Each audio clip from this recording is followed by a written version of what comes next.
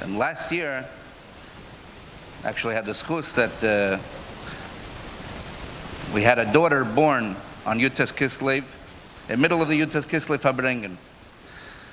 It was, how did it happen in the middle of the Yutes Kislev Farbrengen?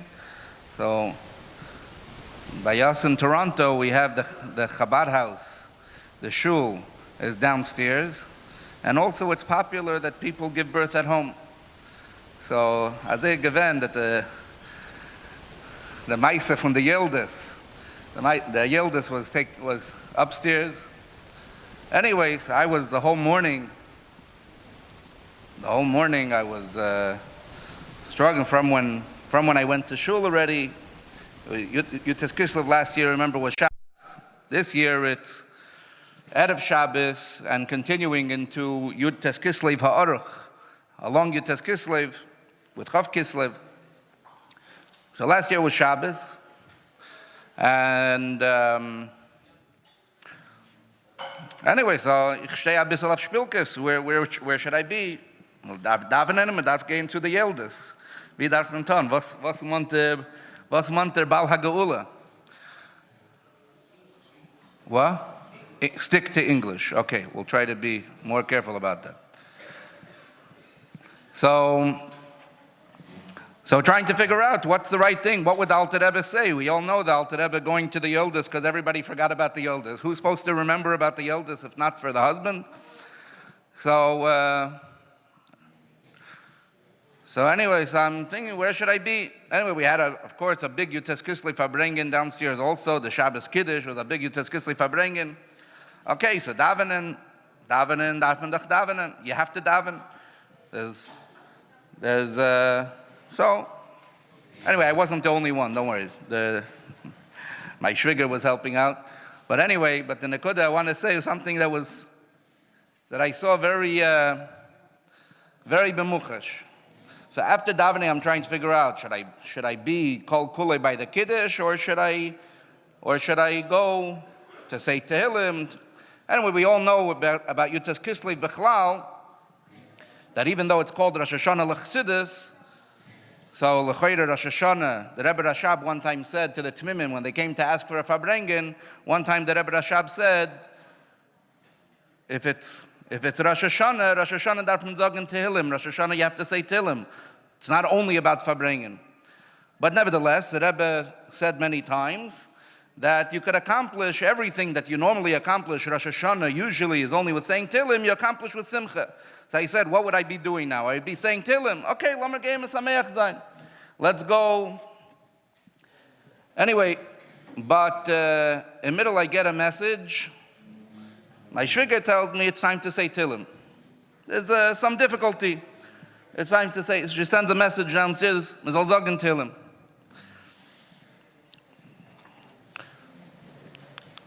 So the Tehillim that I said then took a full cup of mashke and started to get into the Farbrengen. That was the Tehillim, and as soon as I did that, Mazel Tov, Mazel Tov. Sarai Sals Gewen min Ameitzer al Merchav. Anyway, this is bepashas. Like I said, ein mikra yitzim midei pshutei. Before we're talking about very spiritual things, all these things mean down to earth things as well. It means min ameitzer al merchav in your business. It means it's not just high thing. All these things that the Alter Rebbe is promising means pshutei kamashmoi, benefits, literal, tangible benefits, begashmias. So that's the first thing as a kohen. So a kohen's job, as the Rebbe always said, is benchen yidden. So the erste Zach, benchen yidden, that we should have all the brachas, pasha kipshutei and bimiluyei, with all the kavanas begashmias, all the kavanas beruchnias should be mekoyim by yedereiner, through being mishtatef b'simchasei of the Alter Rebbe and of all the Rebbeim. L'chaim, l'chaim.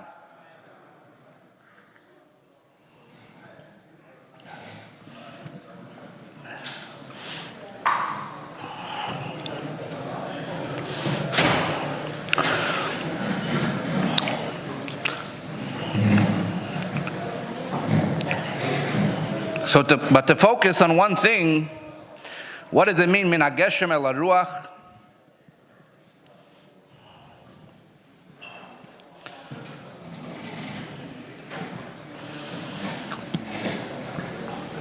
The Frierdiker Rebbe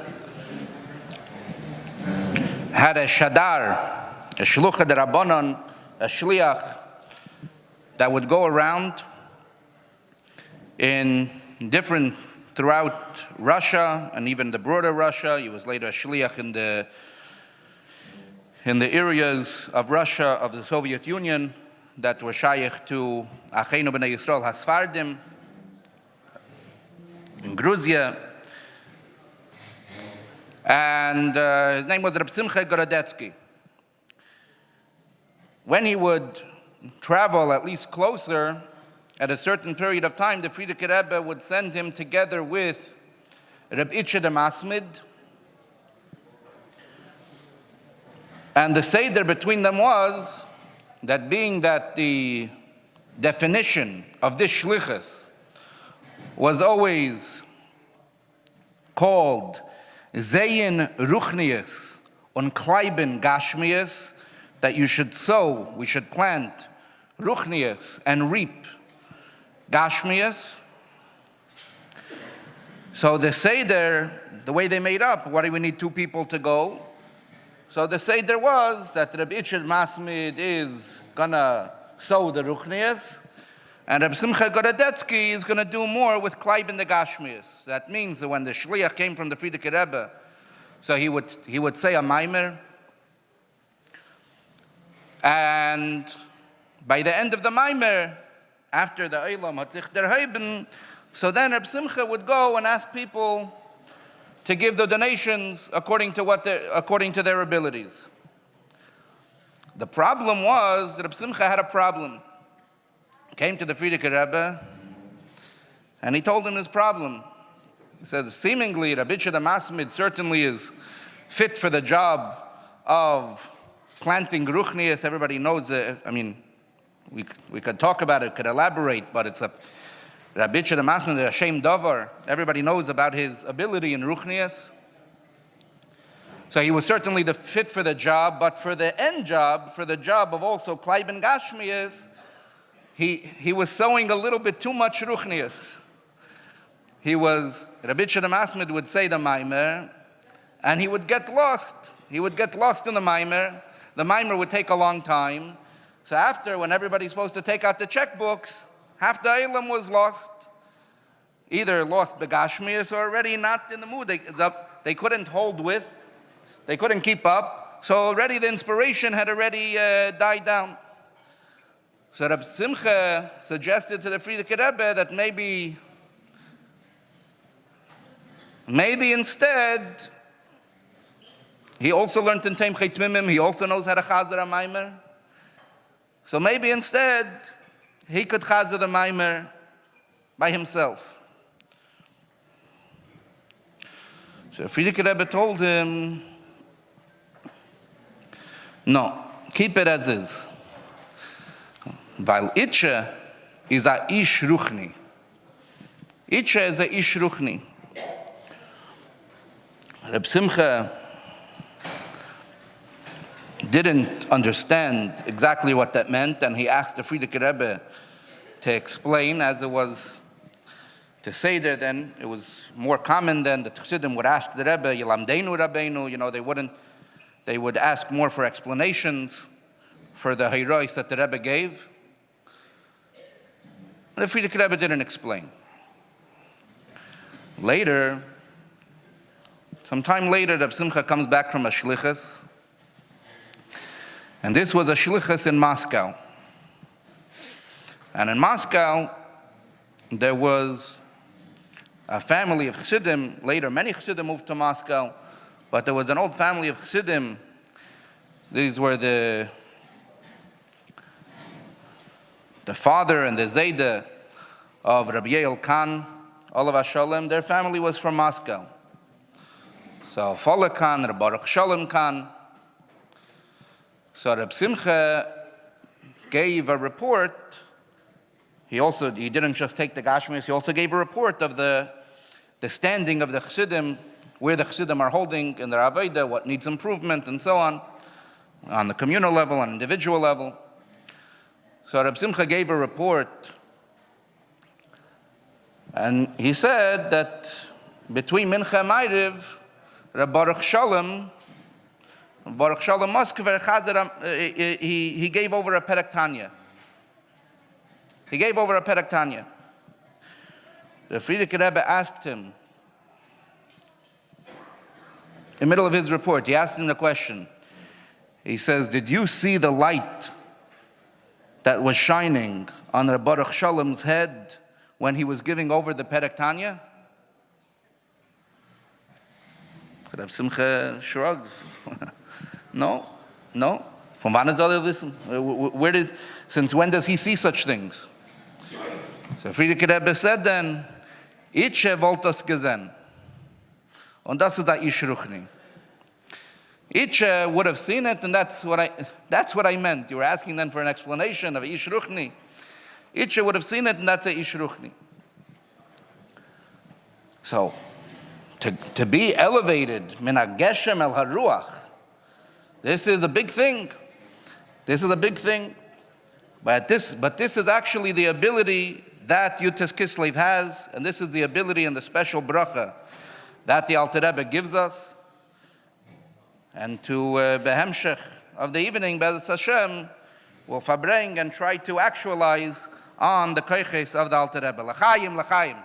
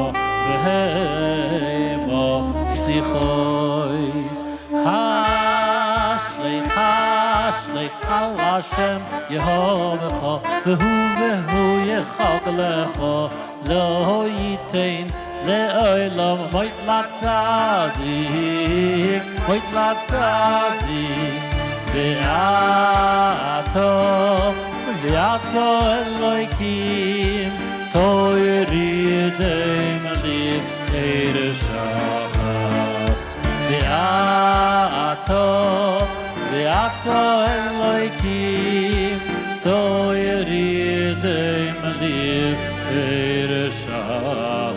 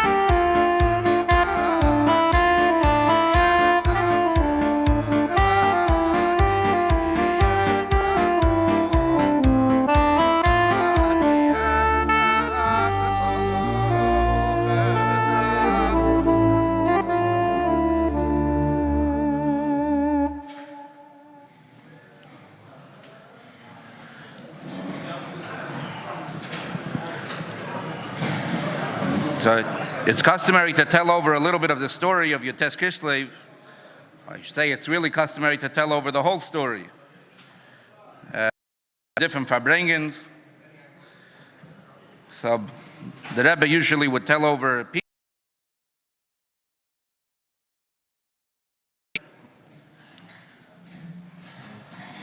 So there's one story with regards to Yotes Kislev, and with regard to the arrest of the Alter Rebbe and the involvement of Reb Shmuel Munkes. It's very famous, and it's repeated often. And there's one story that's less famous, less repeated. But this story, we find that the Frierdiker Rebbe told this story over to the Rebbe personally. It's in the Rebbe's diary of those years. And this is a story that predates the arrest of the Alter Rebbe. And the story is like this.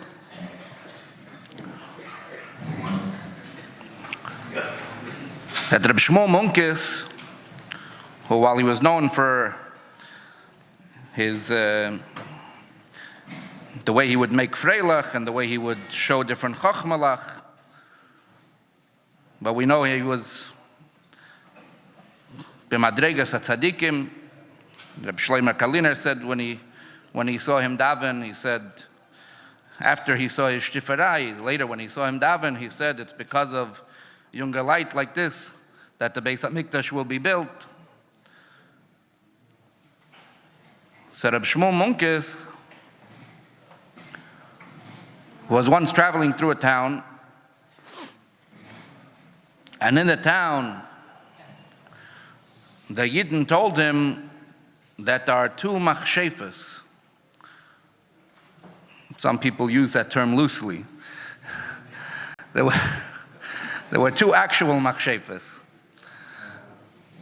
Two actual women who used to practice witchcraft, and they would make tzaddis for the Yidden. They hated Yidden, and they liked to bother Yidden. For some things that they would do would be like having a Yid's yarmulke blow off through their kishuf, and having to laugh at the Yid's yarmulke being blown off. And other things were even more damaging and hurtful begashmias in causing women to have miscarriages. And the Yidden felt that they're being soivel, they're suffering from these witches.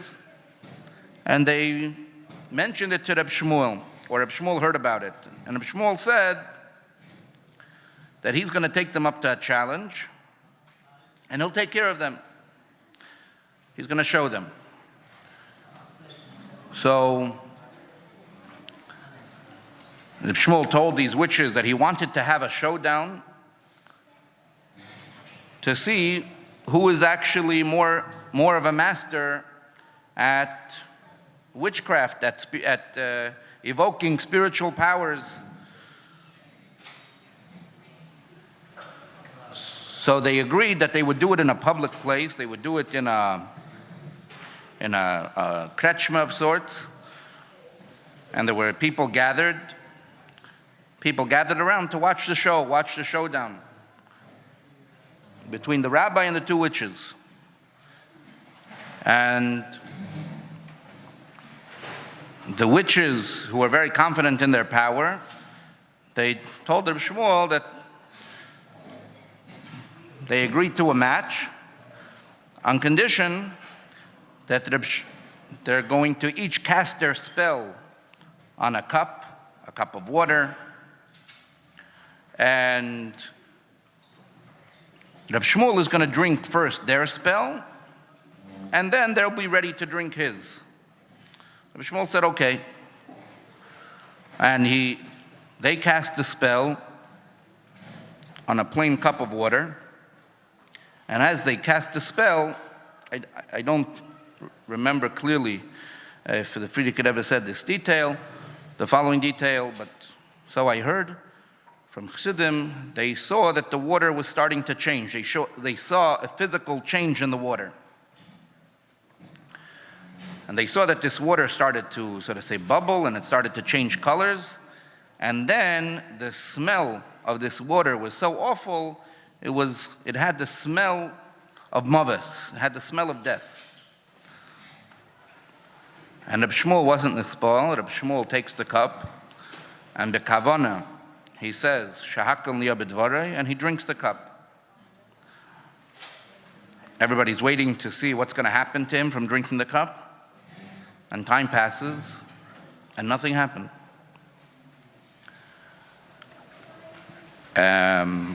When the witches saw that nothing happened, they realized that they're dealing with somebody very powerful over here, and they wanted to back out.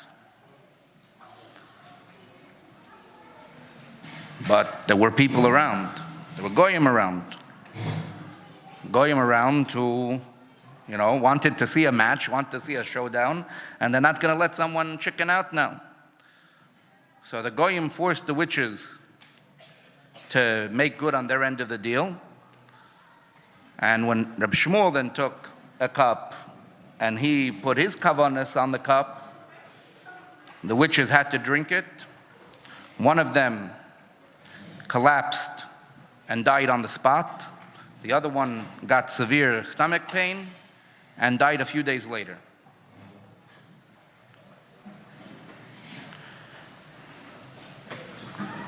And this was, okay, so this was the end of the story, the end of the Yisrael Yisrael. Halavayaf ala Yisrael Yisrael gesagt. So, but that wasn't yet the end of the story. So the Frierdiker Rebbe said that later Reb Shmuel came, this happened in the summer.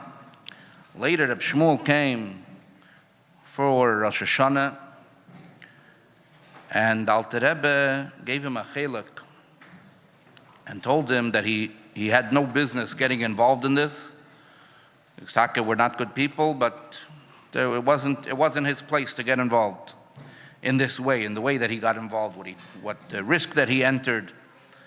And again, this prat I heard from Chassidim.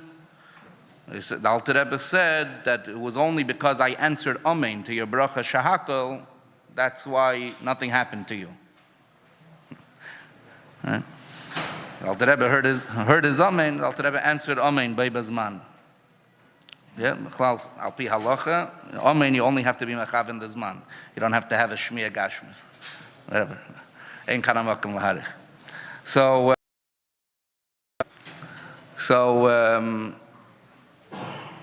anyway, so the Alter Rebbe gave him a chelek, and then Reb Shmuel was very embarrassed, and he didn't show up. He didn't come to the Alter Rebbe by tefillah. Realized that he involved Alter Rebbe over here in a way that he shouldn't have.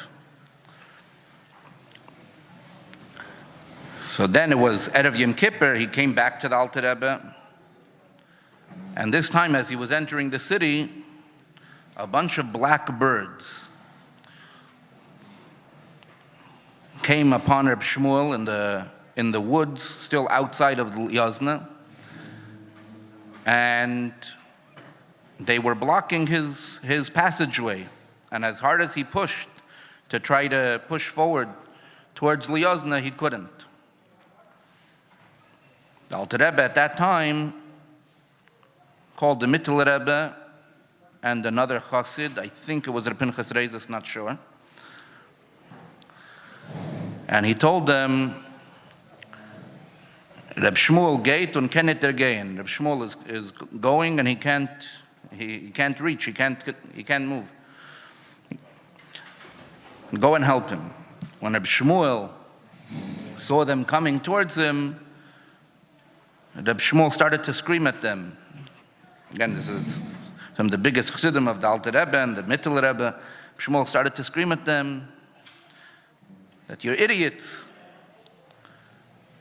You idiot. Why did you come? They said the Rebbe sent us. Said you shouldn't. And he said something like, you shouldn't have listened. You shouldn't have come. And again, he was very, very distraught. B'poil, he made it in, but like I said, he didn't come to the Alter Rebbe. There's other pratim in the story that are definitely not in the Frierdiker Rebbe Sicha, but Chassidim say it. And I'll share that as well. Say it. By this time, Reb Shmuel started to suffer from headaches. He started to feel some consequence of this toxic drink that he took. And he started to suffer from very bad headaches. And he needed an eitzah for the headaches. So he came to the Alter Rebbe. Again, this may have been even the first time he came to the Alter Rebbe. He came to the Alter Rebbe and he told Alter Rebbe about his headaches. Like I said, while the Alter Rebbe told him off, mashma this was the first time he came,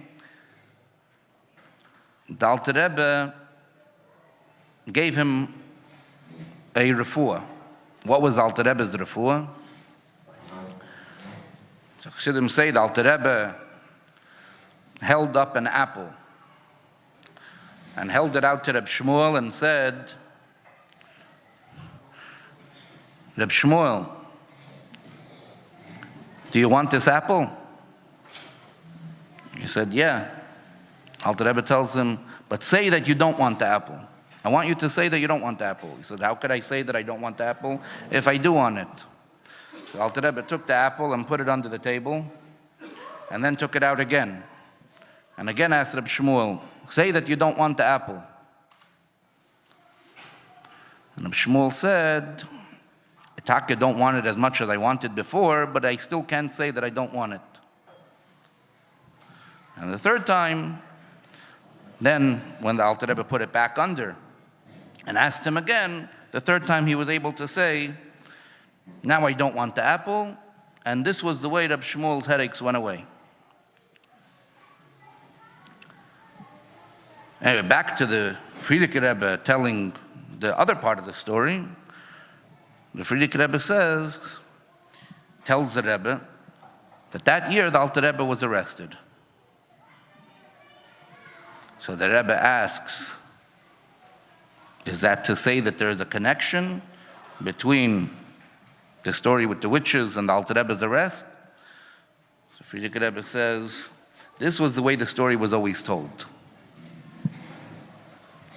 So that's that story. The second story, the shortest story and more famous, that the Alter Rebbe was hiding during the time that they came to arrest him.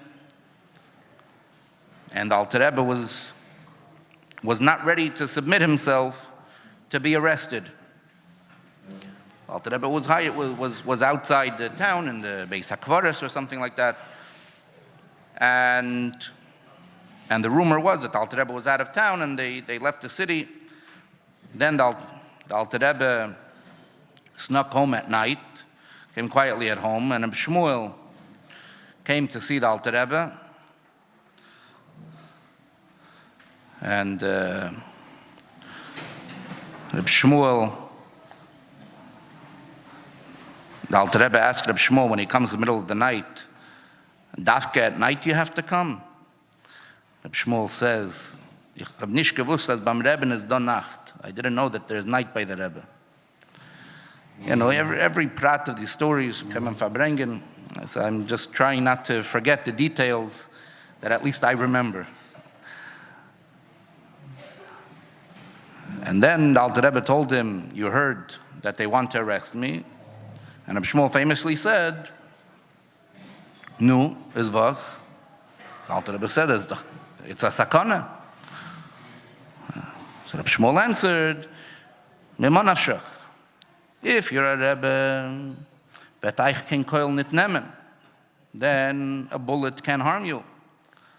And if you're not a Rebbe, then bist doch wert. It's worthy that this should happen, because how did you take away chayes and gashmias, or tainug and gashmias, by thousands of Yidden? This is the story. Now, the story has, besides for the question of how does Reb Shmuel talk to the Alter Rebbe that way, but the story is difficult to understand, this last story, which is why does Reb Shmuel say that the Alter Rebbe is worthy of chas v'shalom, an inyan of heipech hachayim? He's worthy of what the Alter Rebbe is worried about, sakana, a koil, something that ends a life. How does Reb Shmuel say, if you're not a Rebbe and you took away tainug and gashmias by Yidden, then you're worthy of chas v'shalom, something so bad? It doesn't add up. If let's say the Alter Rebbe is not a Rebbe, he's just a good Yid. He's not the Bal Madrega, he's just a Yid, as Alter Rebbe makes himself.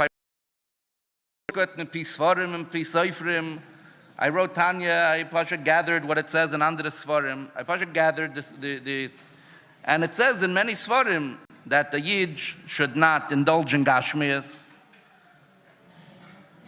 and a Yid should involve himself in Ruchnias. Is that a crime?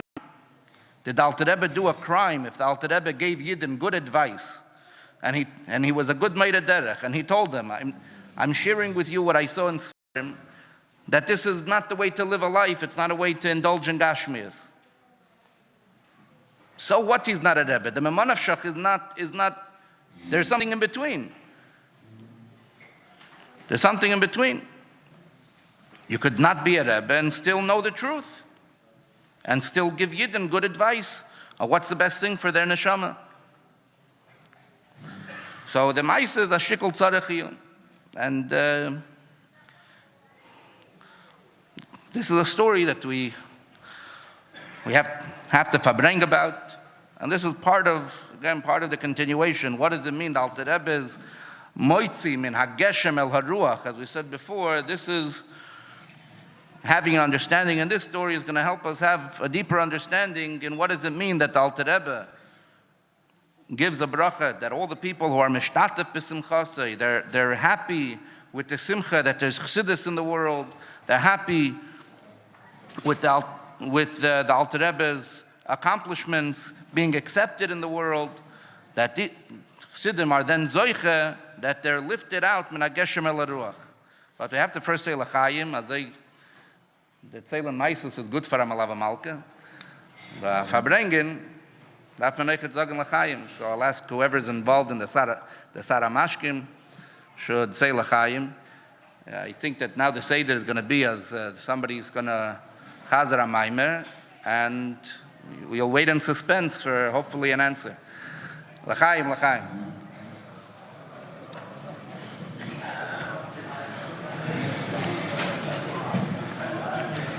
Was ist der Seder? Ist da Seder? Dalet Ba,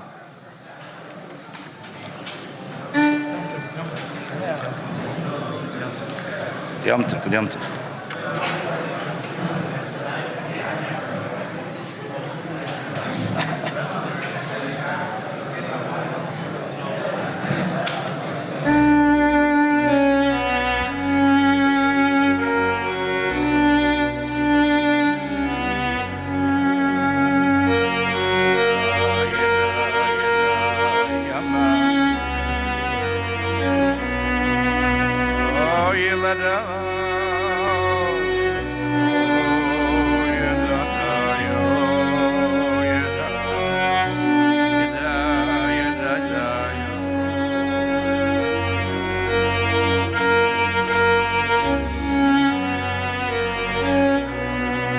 We're singing now the Nigan Hachana to the Dalet Bavas.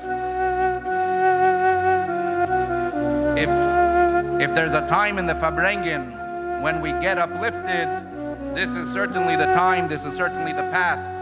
We know that Alter Rebbe made this Nigan Keneged, the Dalet Oilamos, lifting us up higher and higher, and then having us see a higher reality in the world that we live in.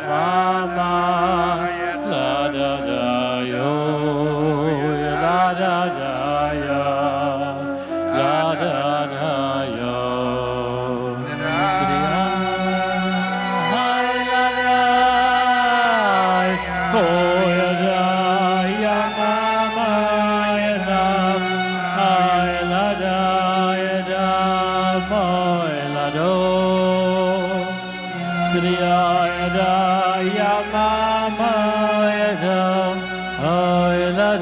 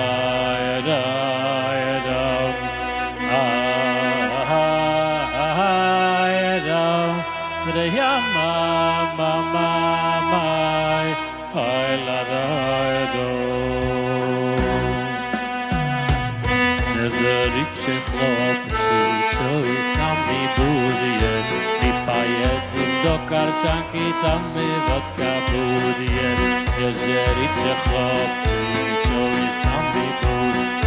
Lipa jedzy do karczanki tam my wodka buduje. Ajajajaj,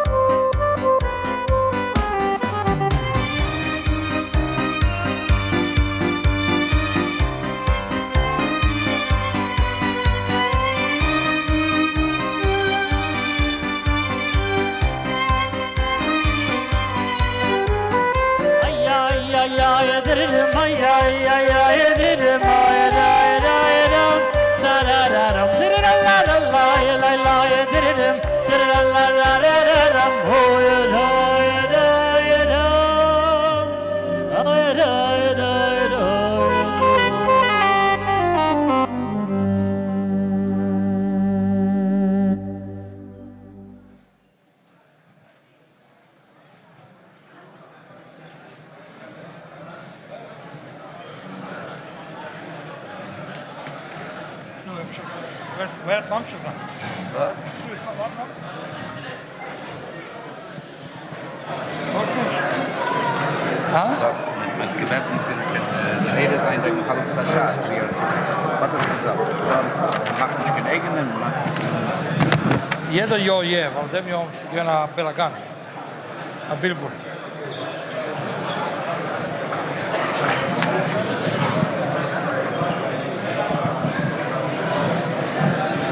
L'chaim. Na good Yom Tov to all of us. See you Shem Teva, learning Chassidus and everything. L'chaim.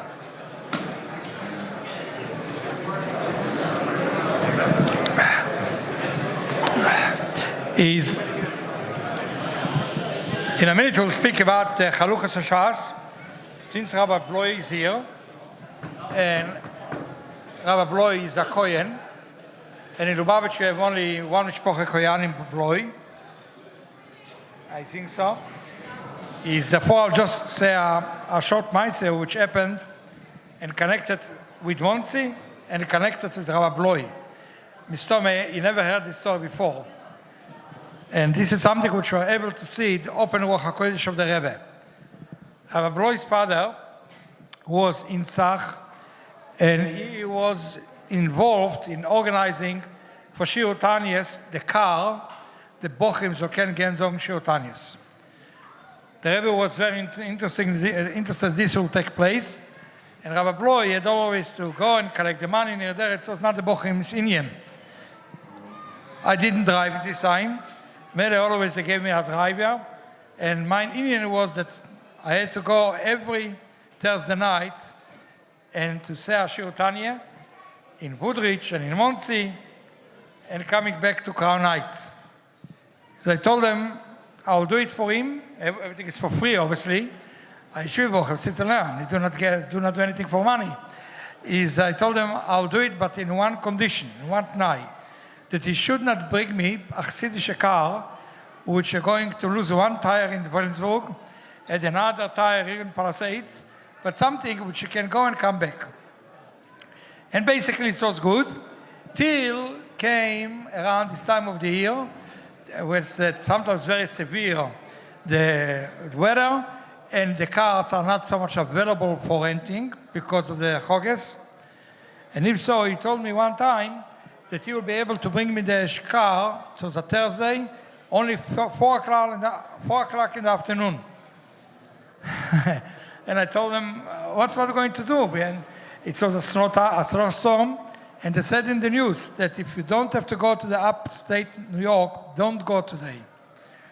Anyway, he showed himself at 74 o'clock, I still remember till today, 4 p.m., with a car, a small car, Dodge. A green color, I remember till today, and a kitzer will start to drive with that to say the Shir Tanya. To say that also, I'm not going to, only to Otten Zogar to us, is I told his father, you think it will be safe? He says, you go, it's safe, don't worry. The Rebbe's koyach, everything will be all right. What I understood at this time about a snowstorm and a glitch, the highway full with ice, My driver, which was a very good driver, but he was an Israeli like me. Maybe he didn't also too much experience. And a kitzer, what's the geschehen is, we start really to drive. Why? Because Meir Bloyd gesagt, that you have to go. Anyway, I can tell you it was really a whole story, that really how we came. But one of the points when it was very, very dangerous, it was when we were on the 17th, and we are going up to Woodridge, which was in exit 109, and when it came to exit 115, and we are on the way to the yeshiva, all of a sudden we saw that so many trailers are on the bottom of the mountain, but they are staying there with the engine on, and they're not moving. A trailer, what could be? Is we didn't ask too much. We told them, okay, we're on friends' places, let's go. Right? Today, I don't think so, I'll do it so quick, but in that time, we started to drive. And then when we are up to the mountain, I see that something is a bit funny. A driver became very, very white and giving a look on the road. And I understood that something must be very wrong. And I gave a look on him, and I understood why. Our car didn't move, even though the speedometer was 70 miles an hour. Because we came to ice. But this time it was mamish seconds. If you'll catch it, we'll make it, or roll down. We did it because we didn't know what is the danger in this Indian. Baruch Hashem, the Eibusher helped. You can see I'm here, Baruch Hashem, today. And last second mamish, he found a little where he can hold on, and we continue right at the drive, and till we came to Woodridge. Now we finished the Shir Tani in Woodridge, and then we said, okay, but this time it was one of the people who were the Shiurim, the Tzir, Abalem, right? You see, so maybe you also there, which is why I said, but next to the gas station. Anyway, we took on the way back, we really went back with the car, because by this time the snow became a bit better. We were the only Mishugoyim to be on the road. The other cars, they were stuck in the sides, in here and there, don't ask me how, but anyway. And this is how we came back to New York. It was Friday morning, around 5 in the morning. And the Rebbe wanted normally that Friday morning, the Bochim should get to the Seder to learn, from the Rem Seder.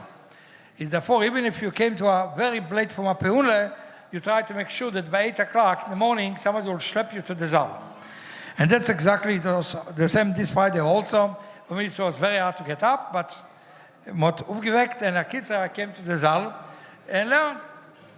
Later on, when we finished the Seder, and the Rebbe came home by Friday. A lot of times the Rebbe used to come to 7:70 from home, around 8:30 in the morning. The Rebbe came to his office, and I went to daven. And when I finished davening, I came here.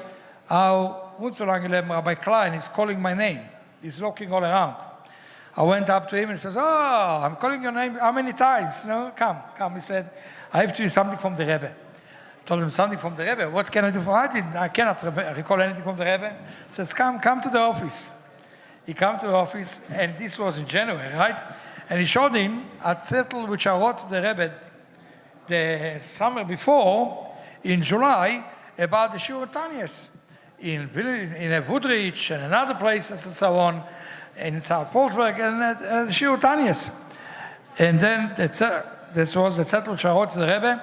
And the Rebbe put a line, and in the line the Rebbe wrote Asker al Tzion and Lipsor Sevis. The Rebbe gave Asker al Tzion for the future also.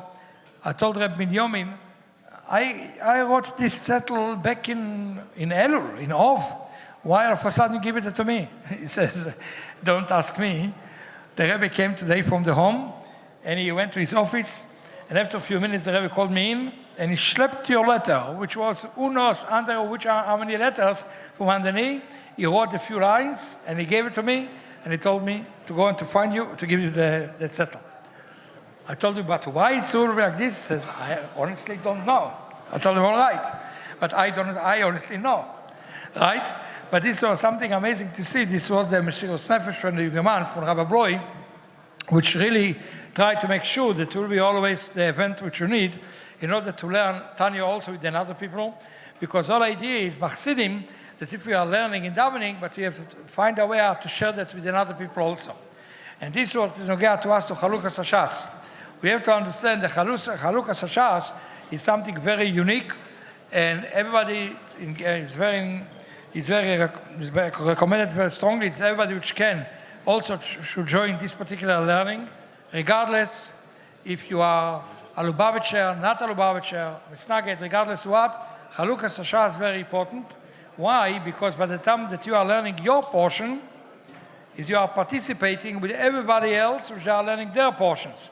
And together, you are, so to say, you are finishing the entire Shas, even though you learned only one short Masechta. So it's a very good deal, and it's a very special mitzvah which helps to bring a lot of benefits in everything which you hear. And even though the Rebbe once again, the Tamolek generations before the Alter Rebbe, nobody came up with Chalukas Hashas, it's very simple, because the old times, for a simple person, to finish the Shas once a year was not such a chiddush, because people were not busy with the business like today, were not business mitaher, mitayin. B'meile, what's geschehen is, people really could find more time to learn, and but themselves could learn it. And therefore the Rebbe said that the halacha in Hilchos Shabbos is that if you are making a meloche, which if two people can do it, and you do it by yourself, and if not for you, another two people can do it, but not one by himself, then the two people are chayiv, they are responsible. Mash'en ken, if it's not so, because the might say that everybody can learn on himself, can do the melocha on Shabbos by himself, that by the time that he made it, if so, is the whole melocha called on his name. Many the same also here, in our generations, since it's very hard mitzat seder ha'inyonim to learn, b'meile, by the time that we are sharing the learning with other people, this is exactly the same, like all of us learning the entire Shas, even though the Tachlis, you never learn the entire Shas. Is the Chaim, the Ebshel, the Elfrons, the Zanals, Ba'atzloche, and sometimes they are preparing the papers, but this time it was a change in the plan a little bit, but anyway, everybody can find where the Chalukas Hashas is and make sure to put also his name. And because the Rebbe said also, the Alter Rebbe, that if you don't have enough people in the shul to finish the Shas, you can participate with another shuls. You can do it together, but the idea is that together we are really closing the Shas. Is if so, L'chaim again, that should help us to sein, also the best way possible, the Nikle and the Chassidus and all the Inyonim. L'chaim. L'chaim.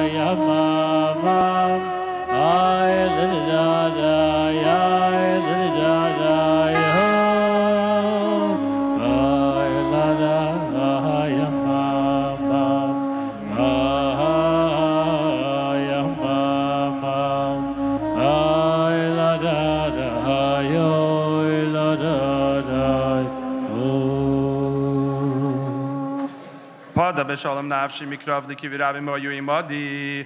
So Chazal tell us on this pasuk, Amar HaKadosh Baruch Hu, the Eibusher says, Kol ha'osek b'teiro b'tfila b'gemilas chasadim u'mispalim atzibur ma'ala ani alav ki ilu padani ilu labanim ibeinu sa'elam.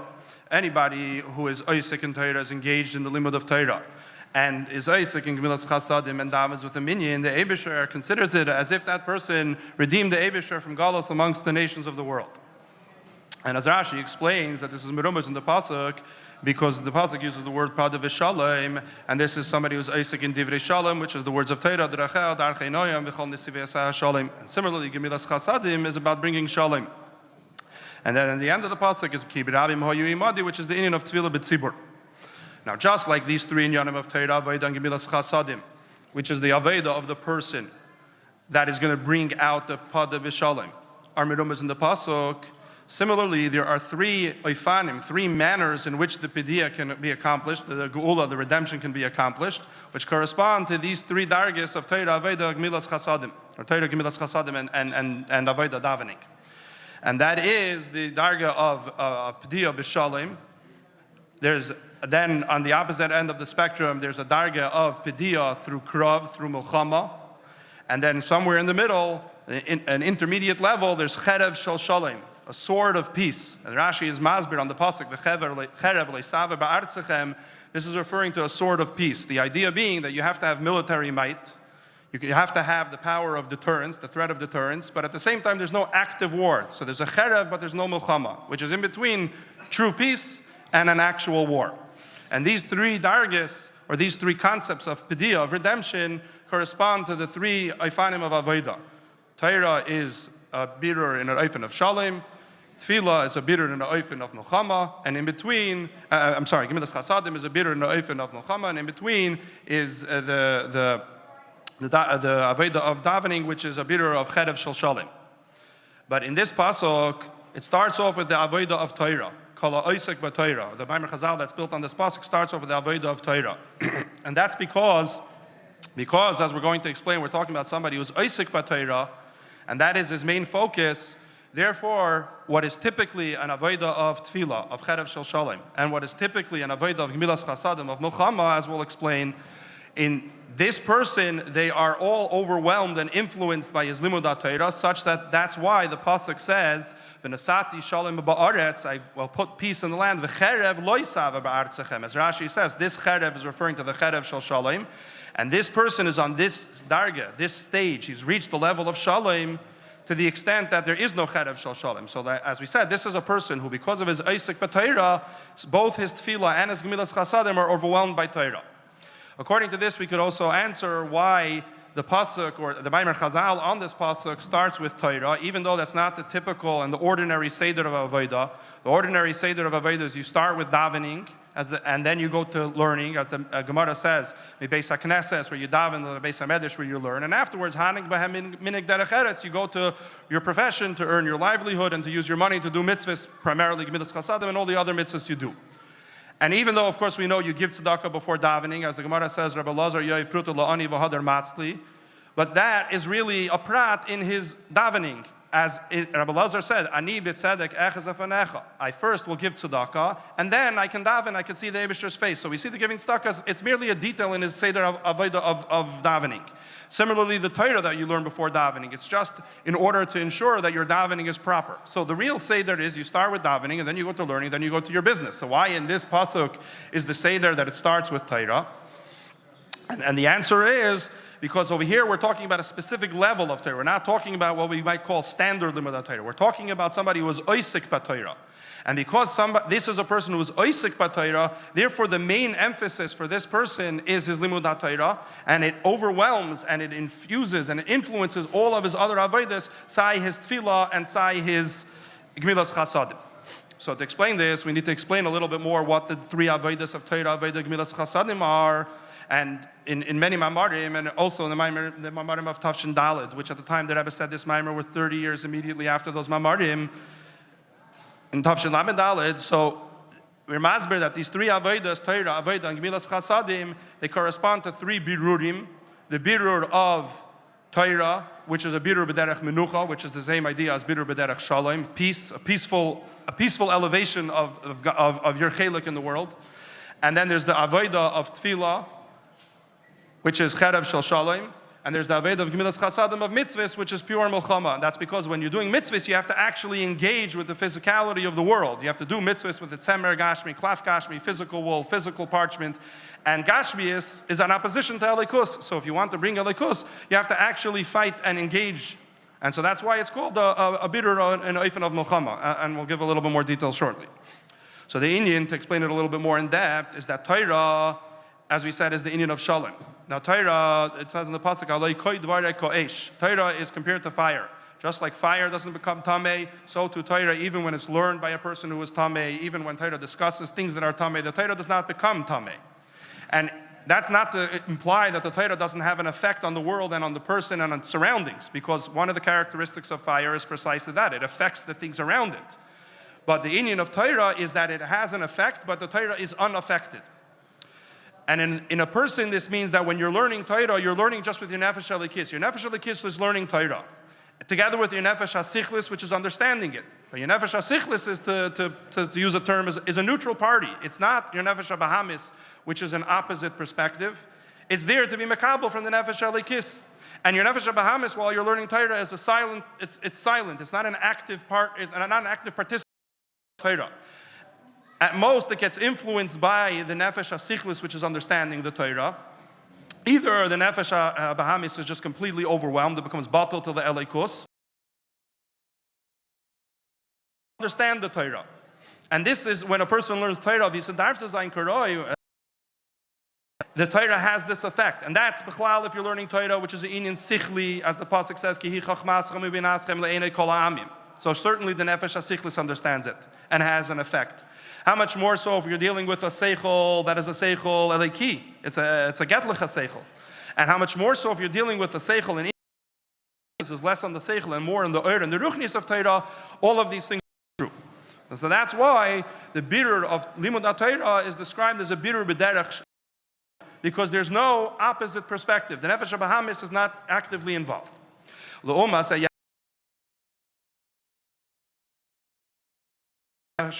Meaning the emphasis of tefillah is to elevate the things that are down here in this world. Meaning now the nefesh habahamis is involved. Involved the nefesh lekitz and the nefesh habahamis. Now, even though we know that we start avodah of tefillah, as the pasuk says, yachid singular, so we start davening, it's just the nefesh lekitz. But the goal is it should be afterwards acharecha norutza. And so therefore, we now already have an opposite perspective. It's not just the nefesh elikis and it's not just the nefesh hasichlis. But at the same time, the nefesh habahamis is not a stira to the nefesh elikis, because we're dealing with the nefesh habahamis that's working in partnership, in tandem with the nefesh elikis. It's working along with it. To the extent the Rebbe says that we're dealing with the nefesh habahamis of a yid, as the Alter Rebbe explains in the beginning of Tanya. The fundamental distinction between the nefesh habahamis of a yid and the neshama of the ummah ha'olam. And so therefore, even though we need to have the inyan of l'olam yargiz adam, you have to anger the nefesh elikis. The nefesh elikis has to get upset about the nefesh habahamis, and the anger can be compared to the sword. It's the threat, it's the anger, but it's not a mulchama, because the nefesh habahamis is not inherently opposed. It just has a different perspective, and as long as you can be ma'oyer the nefesh habahamis, which is part of what we're doing in avodas hatfilah, which is why in birchas krishma we have to be misbainan on the sheidish of the nefesh habahamis, As long as we can do that, the Nefesh Bahamis is willing to come along. And that's why we describe it as Shalom, or we Shalom, because Shalom inherently suggests that there's two opposite perspectives. You don't have to have Shalom if there's only one point of view. It's only when there's 2 points of view. So the Chazal tell us there's Michal, Sar Shel Sheleg, the Gavriel, Sar Shel Eish, and the Eibishter makes peace between them because they're opposite perspectives, so you can have the concept of peace. And it's to clarify, even by Torah, we described it as Shalom. L'chora Torah, there's Torah's Echad, there's only one Torah. It comes from Keil Echad, it comes from one Eibishter. And the answer is that by Torah there's also another concept, an other, and that's because the Torah is mislabish and dvarim gashmi. Sheker. It talks about all the lies a person could potentially do. But at the time, there is no liar here. There isn't a So that's why we call it Shalom, because the Torah is talking about Taina Shel Sheker and Averis and all the Dvarim Asurim. But it's Shalom, it's without a Mulcha. Have the Nefesh HaBahamis, which is now actually an other. It has a different perspective, as a Nefesh HaBahamis is cook. So it's what we call Cherev Shel Shalom.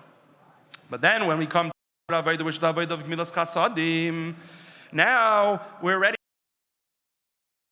And Gemilas Chasadim is mitzvahs, as we know that the mitzvahs of Gemilas Chasadim and Stak are representative of all mitzvahs. And the Gemara tells us not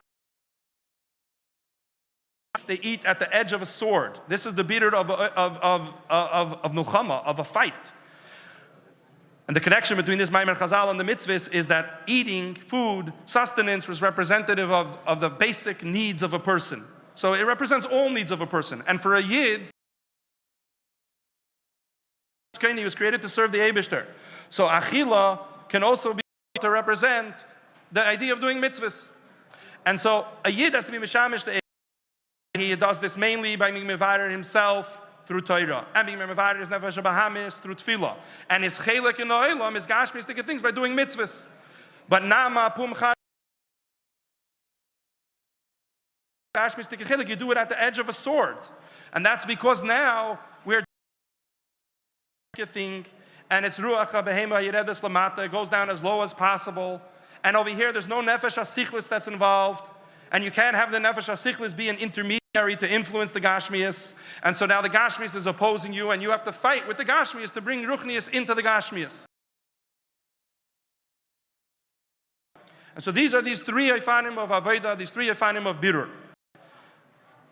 And the Koyach that a Yid has to go and do his Avodah with these three Ifanim starts and begins with the Torah that he learns. When he's a fetus in his mother's womb, when the Yeled b'mei imoy, we teach him Torah, and he learns the entire Torah knowledge.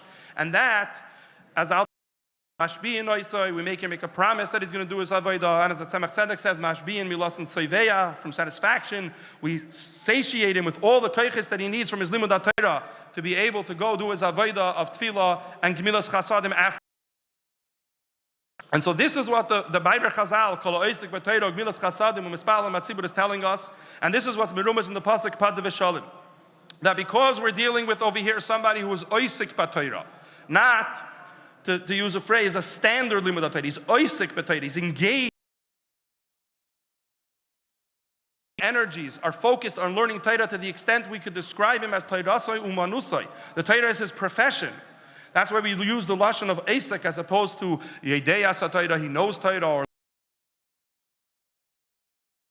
and solely focused, singularly focused on limud Torah. Overwhelms and influences all of his other avodas, his tefillah and his mitzvahs. And we know that people that and his chaverim, even though the Torah was their main thing, tefillah and mitzvahs. Like, for example, we see that Rabbi Yehuda have a matzah every 30 days. Rabbi Shimon Bar Yochai, it's brought down that he would do this once a year. And the Gemara in Yerushalmi says that certainly mitzvahs. So we see that even if you're Torah so imunas, still the avodas of tefillah and mitzvahs, nor then, rather it becomes overwhelmed and influenced by your limud Torah. And we see this also in another incident Bnei Geya bringing rain. Distinction between Chayni and Michael, who to bring rain, he had to be Ug Uga, he drew a circle and he davened, and even after he davened, there was no guarantee that the rain would be proper. It could have been a few little drops. Precisely, as can be compared to Reb Shimon Bar Yochai, that the Zohar says when the world needed rain, Reb Shimon Bar Yochai said a Torah on the pasuk, Shira Ma'ilai Sinim Etoyim Manoyim Shavasachim Gam Yochad, and it rained. And that's because Reb Shimon Bar Yochai was Torasai Umanosai. The Torah was his profession. He was an Oisik b'Torah. And because these two inyanim, both Reb Shimon Bar Yochai and Chaynim Ma'agel, become part of Torah, which is a guide for our lives, that means that every Yid now has the ability to have these two Ifanim of Avodah, especially the Zohar says, Pasach Reb Shimon. Reb Shimon opened, which can also be learned to mean he opened the pathway to do this type of an Avodah. So every person is shaykh to this. Certainly, obviously not on the level of Reb Shimon Bar Yochai, but Hashem Etzmineu, a trace amount of this type of Avodah we can have. And so to Bnei Geya, the Baal HaGeula himself, the Pad of Shalom of the Alter Rebbe, that through the fact that before the Alter Rebbe was in Meiser, before the Alter Rebbe went into jail, he had the inyan of Eisek B'Torah, and he had the inyan of Gemilas Chasadim, as the Alter Rebbe says, the Hisha Amda Liftois, that the tzedakah is what redeemed and saved the Alter Rebbe. And similarly, we know all the takanas the Alter Rebbe gave in the inyan of davening, even before he went into jail. So that by the preparation of Eisek B'Torah and Tefillah and Gemilas Chasadim, all of this led to the Pad of Shalom for the Alter Rebbe. And through the fact that the Rosh Nesiya Yisrael opened and paved this pathway for every single Yid, also again to have these three Dargis and Avodah, the Torah, Avodah, Gemilas Chasadim, the Birur in the Oifen of Milchama, the Birur in the Oifen of Cherev Shel Shalom, the Birur in the Oifen of Shalom, and again, the Torah should be your sole and singular focus such that it overwhelms all your other, and influences all your other aspects of Avodas Hashem, until you reach a state of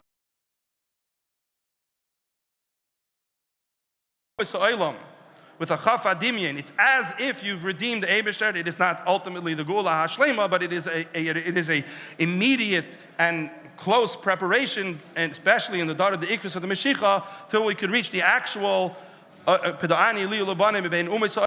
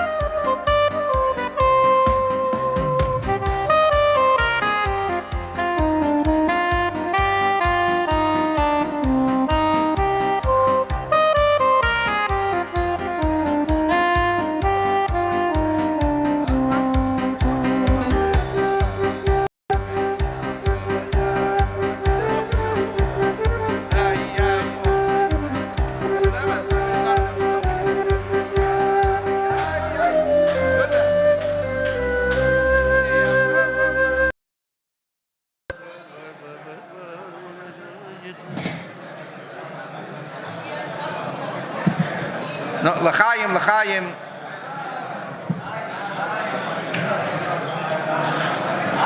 I see that there's some people standing. I see that there's some seats that are available over here.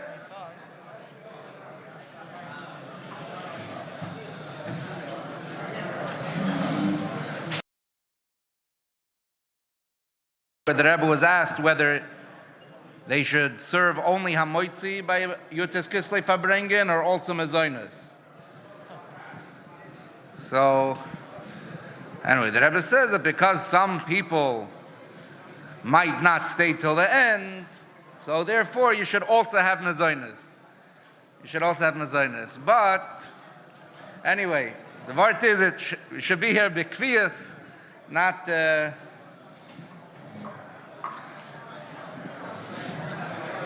L'chaim, l'chaim. Fine.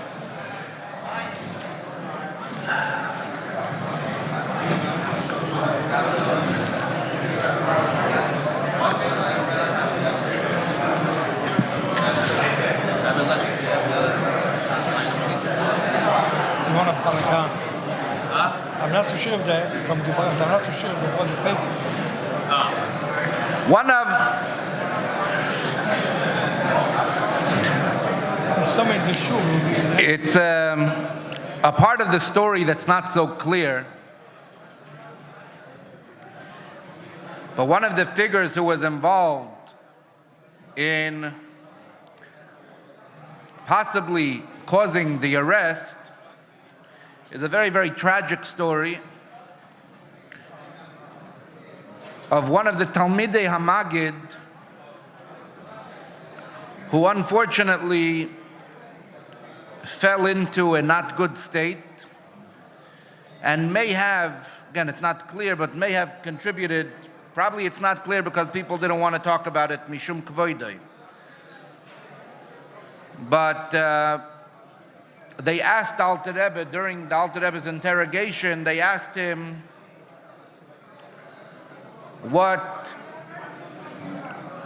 they asked him to comment on the Volfer. One of the Talmidei HaMagid, from the great Talmidei HaMagid, he was called the Volfer. It came from, I think the town is Volpe, they verstehe. So, and all the Alter Rebbe mentions is that he came asking, and he threatened that if he's not going to get money, he's going to be malshin. He's going to, what do you call it? No, how do you say it in English? I was asked to translate into English. What? No. Yeah. What? It doesn't exist in English. It doesn't exist. Yeah, he was asked that he's going to master another yid.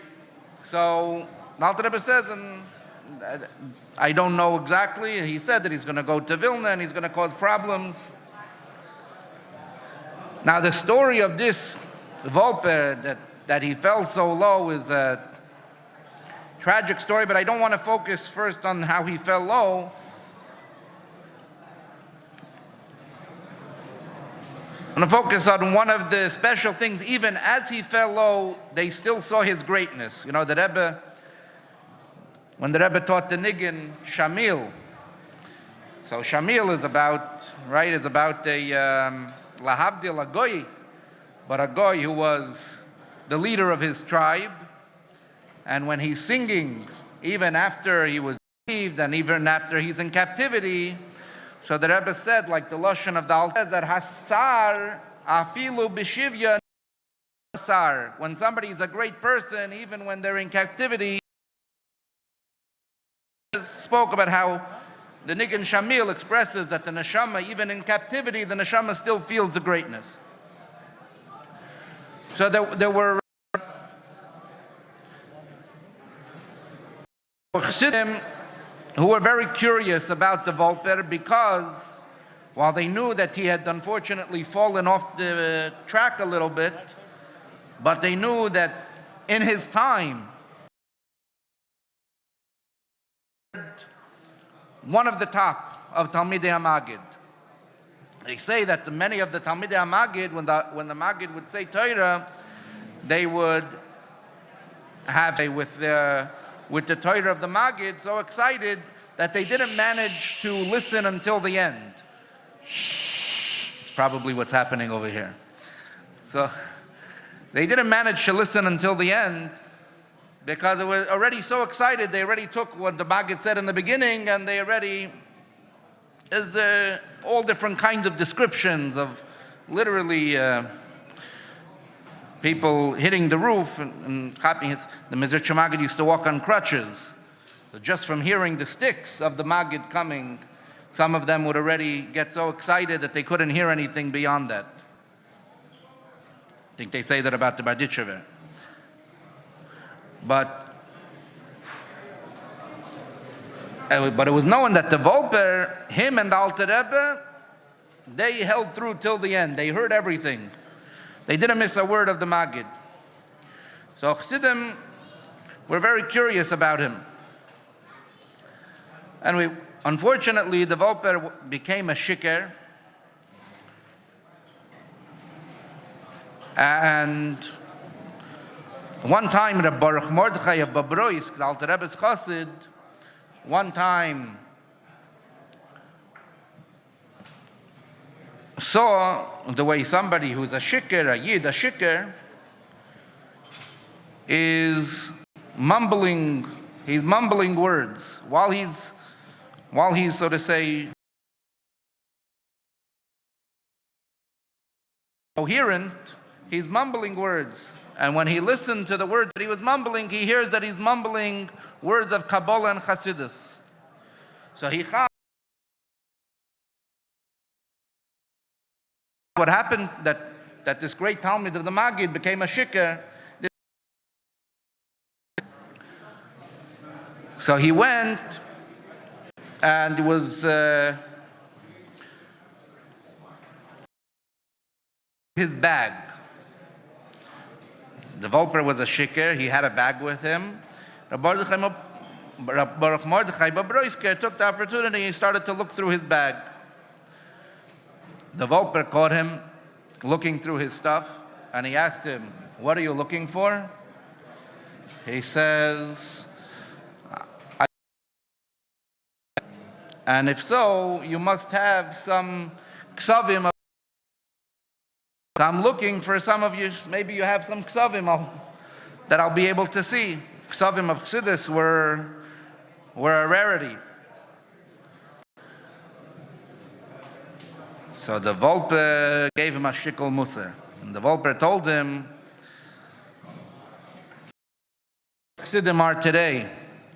He says, by us, there was no Kislev Chassidus, there was no written Chassidus. Chassidim, the Chassidus, and the Rebbe were all one. There was no such thing as a piece of paper that's going to have the Chassidus written. This story is related to Yutes Kislev because they say when Chassidim came to the Alter Rebbe saying that they wanted to be Kaveya, a Megillah for Yutes Kislev,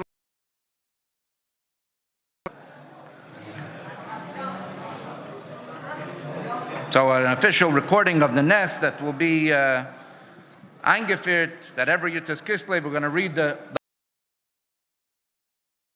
said that it's not necessary because I'm chazering the Teuchen, and even though the Frierdiker Rebbe says it exactly in the Lashon, because the story of Yutes Kislev and the victory of Israel, it's engraved in the hearts of Yidden.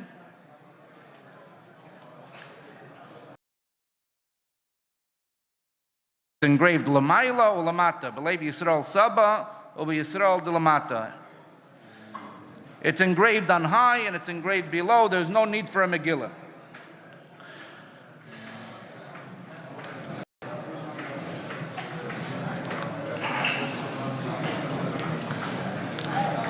Right, when it comes this day, this is a day that naturally everybody's Nekudas Achsidus is awakened. All Yidden, many Yidden, that maybe they don't have Chassidus the whole year, but Yutes Kislev is the day that they come, Mimishtatef in a Farbrengen. And for us, and for those who are gathered here, who at least on the appearance seem like today is not the only day that you have a revealed Shaykhus to Chassidus, so this is a day that it's extra special. There's just something about this day that Yidden are awakened. Yidden are awakened to their Her Chassidus, not as something, not as a script that somebody's saying, not that somebody's reading, as something that we're feeling, we're experiencing it. Elamai, in order to be in touch with the experience, so somebody's sitting here and giving some words. Maybe these words match your experience, maybe they don't match your experience. But in other words, the essence of this day is not to be inspired by the words. The essence of this day is zichap leben, to live it, to live what you're feeling today in your heart, to live with that feeling that brought you here tonight. There's no way that the Farbrengen, or so to say, words, can really capture everything that you felt in the Farbrengen, in your coming to the Farbrengen. You know, everybody felt, I'm coming to Kislev Farbrengen. This is the Farbrengen of the year. This Farbrengen is going to be different.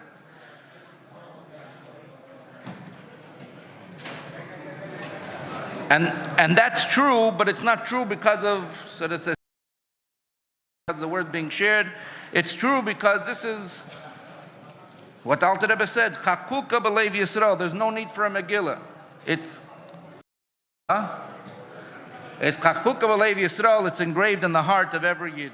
So let us say L'chaim. Close your eyes as you sing a niggin and get in touch not with what's going on around you, but what's going on in you. L'chaim, l'chaim.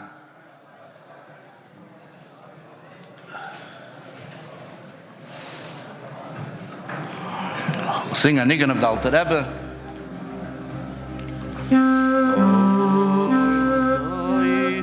Kol Deidi, Kol Deidi.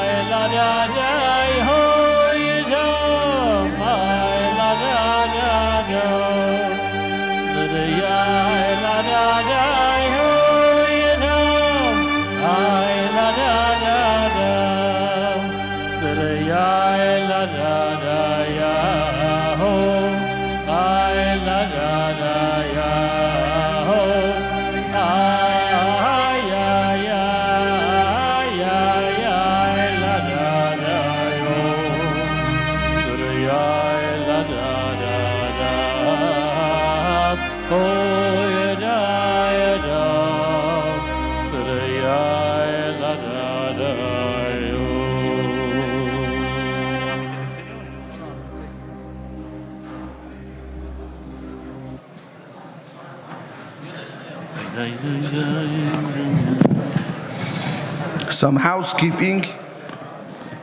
Koydem kol for Chalukas Hashas. So we have Beis Levi Yitzchak has a Chalukah. I think they're still missing the Durham. No, it was taken care of, Baruch Hashem. So that Chalukah was finished. You have Beis Menachem Mendel, Pomona's here. And there's another Chalukah, it's Tzemach Tzedek.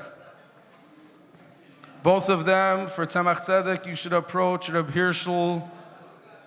And for Beis Menachem Mendel, you should approach Reb Eli Cohen.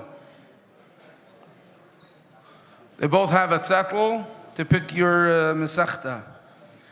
Now some thank yous. Koydem kol thank Tzemach Tzedek and Beis Menachem Mendel that helped put together the Farbrengen, as well as many more shuls that also participated and helped put together the Farbrengen. A few individuals that really put themselves forward to help put together the Farbrengen. Reb Yisrael Crawford from Tourist Auctions, Reb Shia Melamed from Oil Change on Wheels, and Reb David Gierman. The Eibishter should bench them all with all the brachas and hatzlachas and yeshuas. The Alter Rebbe's schusim should stand by them. Yitis Kislev, all the brachas. What else? Outside in the entrance, you have a table where you could buy any inyanim that you need for Chanukah Mivtzoyim. You have menorahs, candles, brochures, whatever you need for Chanukah Mivtzoyim. You have over there on the tables, on the left side, behind the two doors. You can purchase whatever you need for Chanukah Mivtzoyim. What else? Whoever wants to still participate in the Farbrengen, to help cover the cost, you could approach Reb Levi Baruch or Reb Shalom Ber, Rebin Agut Yomtiv, Lashana Toiva, Belimud Achsidis, Ubedarke Achsidis, Tikaseivu, Vesechaseimu, Agut Yomtiv.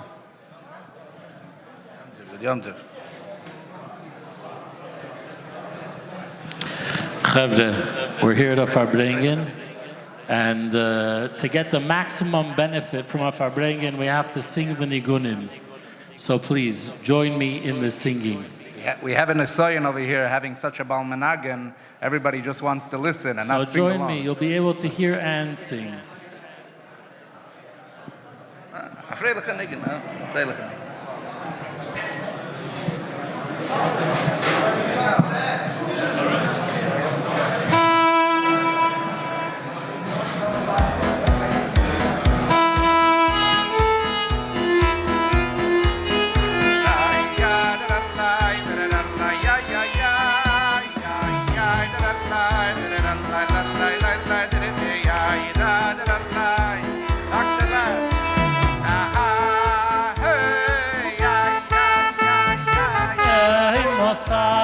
Osimar, ich stehe auf zu meine Sache gut.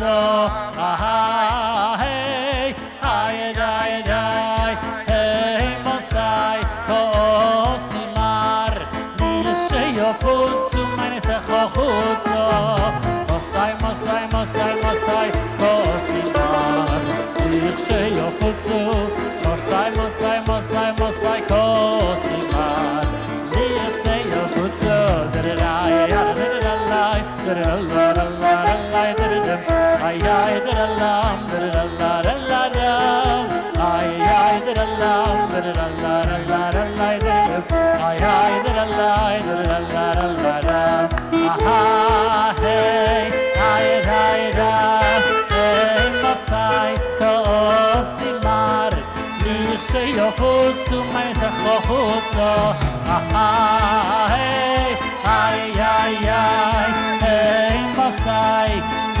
Osimar, ich stehe auf zu meine Sache.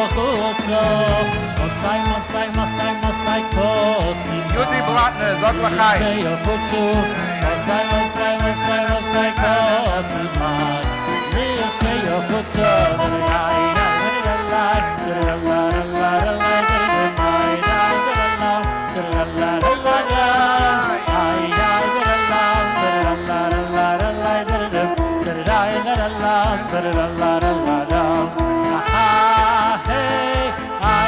Rabbi Levertov, say lachai. Monsey, Osimar, ich stehe auf zu meine Sache.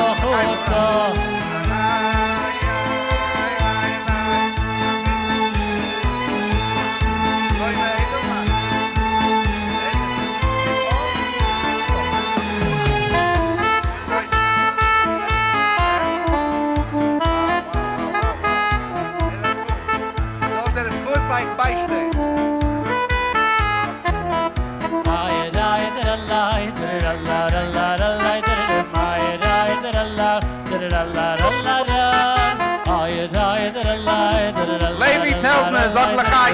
Chayamarim Chazan, sag lachai.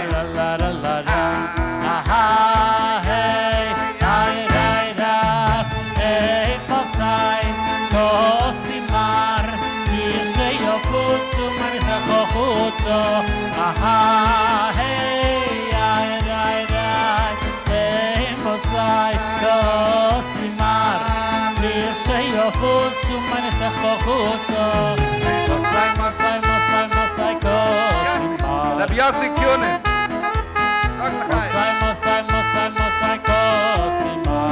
Help mir arois, help mir arois.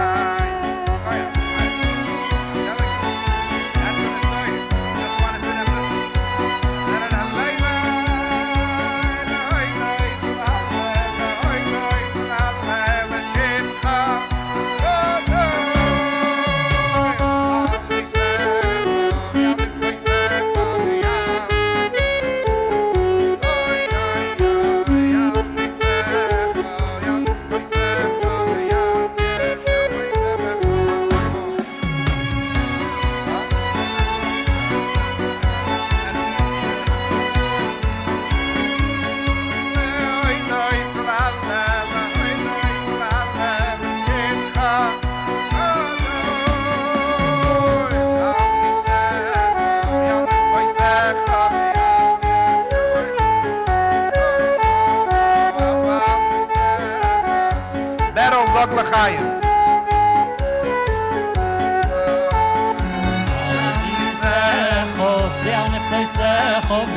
Alle berlach, alle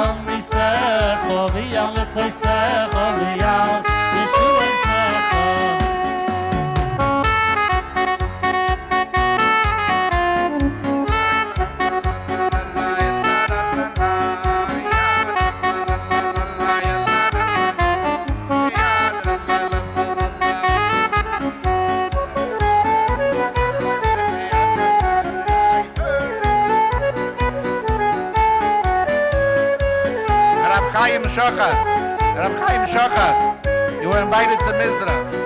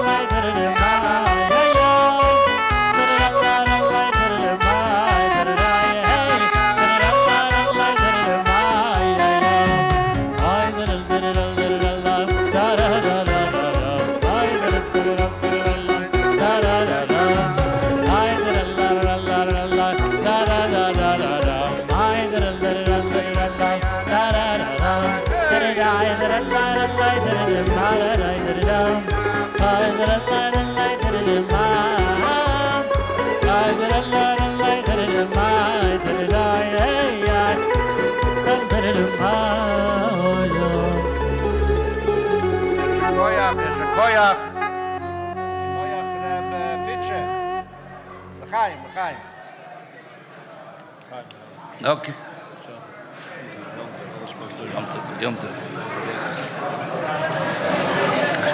It could be that the dancing is the ikar of the Farbrengen, and it could be that it's the hachana to the main part of the Farbrengen.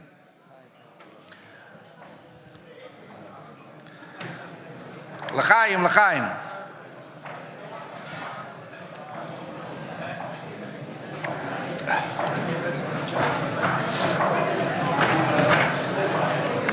So it was beautiful to see before the way we chazar a maimer chassidus.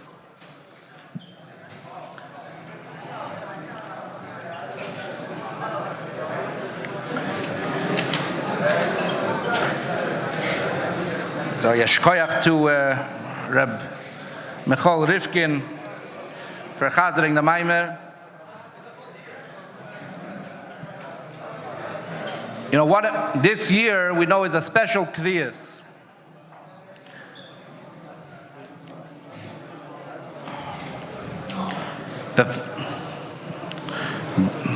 The way it's been when Chof Kislev falls out on Shabbos, Yutas Kislev falls out on Friday. So historically,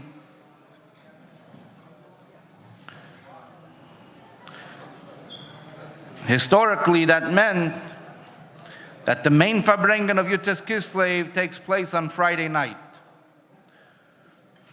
Or in a way. But usually the Farbrengen takes place the night of Yutes to Chof, between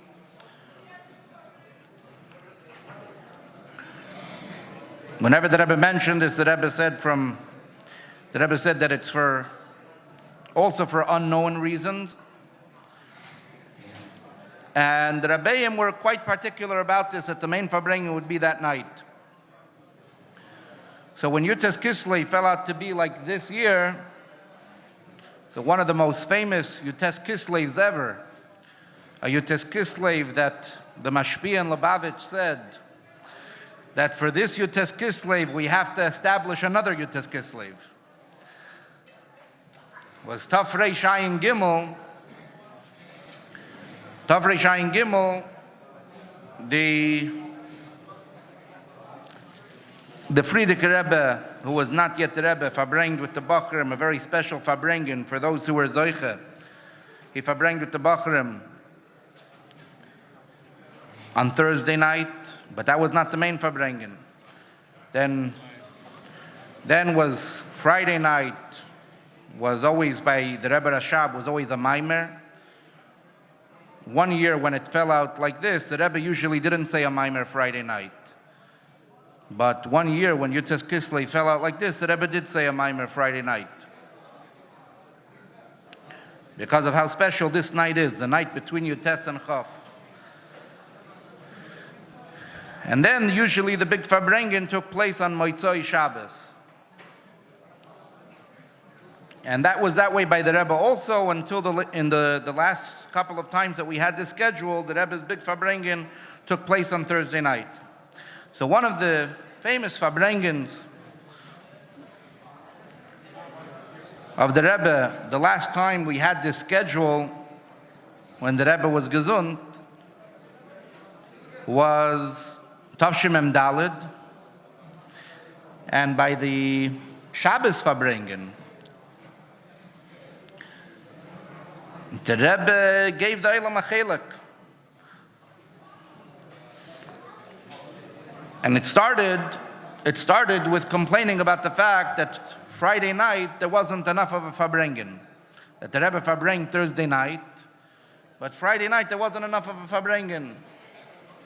And the Rebbe said, the Rebbe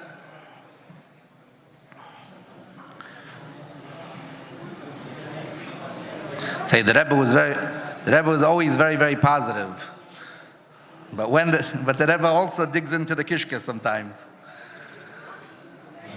And the Rebbe goes and the Rebbe says that the people who are sitting by the Farbrengen, they have excuses because they already sat for 5 hours. 5 hours they already sat by a Farbrengen the night before. How much more do you want me to Farbreng? And by that Farbrengen, they had to tolerate the Sicha about Sheva Mitzvahs B'nai Noach. And they had to tolerate, and about Hashba, and Hashba, al Hasarim, al Amim, and things that they don't have a connection to. Like I said, when the Rebbe started on the track, the Rebbe said, the Gemara says about Hananim, Mishol, V'Azariah, Ilmoli Negdu. If they would have tortured Hananim, Mishol, V'Azariah, they wouldn't have stood. So he stood through 5 hours of torture by the Rebbe's Farbrengen.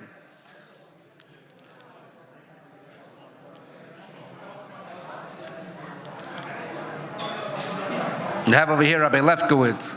I one time heard from your Chaver, Reb Zalman Leib.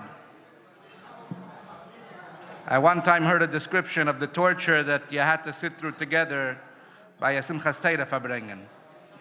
You remember that? He was sitting on your lap, right? Anyway. Huh? Not the opposite.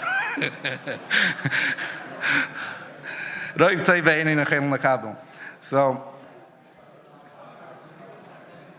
anyway, so the Rebbe was going with the feeling of, anyway, but at the end of the day, the Rebbe said, but what happened Friday night? Friday night, where was the Farbrengen? Said the Rabbeim, maybe they have their holy reasons why they have to Farbreng this night, that night, but the Farbrengen is always for Chassidim. It's an obvious thing that the night between Yutes and Chaf, obviously it's going to be a Farbrengen. How did the Chassidim not Farbreng properly? Anyway, and the Rebbe went on this for a while. But then, later on in the Farbrengen, the Rebbe spoke about something else. And the Rebbe said that there's different kind of people that come to Farbrengen. And some people are coming to the Farbrengen. They want to know who's going to show up to the Farbrengen. They're looking for who else showed up. Especially, you have a Farbrengen like this, it's actually kind of like, a citywide Farbrengen. Who's going to show up? Who's this? The whole time they're busy looking around, who else showed up to the Farbrengen?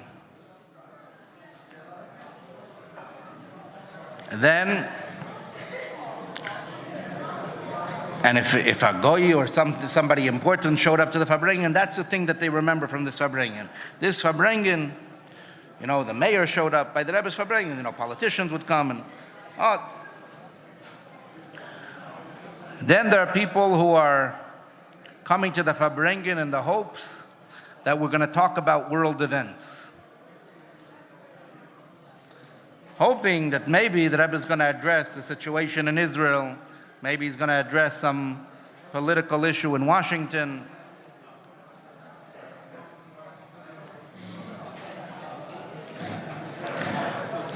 And when the Rebbe was speaking about this, the Rebbe was speaking about this with a lot of pain. And he was speaking like in a humorous way, describing the excitement that the person has looking around.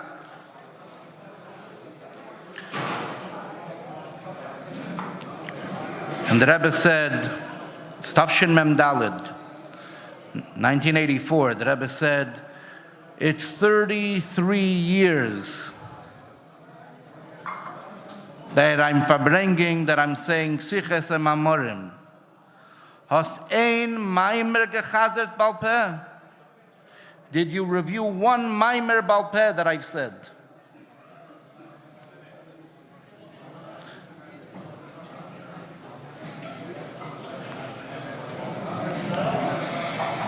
And the Rebbe went on to say in the person's defense, I have a weak memory. I don't have Choli Rifkin's memory. So I have a weak memory. It's not my thing. It's nish mein inyan. It's not my thing to chazer a maimer Baal Peh. The Rebbe said that there's a lot of other stats and facts and other things that you do a fine job of remembering. Things that are important to you, you remember. Simon, this is not important to you. And it bothered the Rebbe very much. Anyway, so really I got into the Rebbe's pain a little bit, but I want to say it's a beautiful thing that by a Chassidische Farbrengen, a Yutzes Kislev Farbrengen, that we're celebrating Chassidus. It's a beautiful thing that we keep in touch with the basics, with simply appreciating Chassidus in its raw form, right? Not in its decorated form. In its raw form, a simple Maimer Chassidus to learn, to memorize, to live with. Because it's so difficult, it takes work, so it's a long time of living with Chassidus, of working through Chassidus.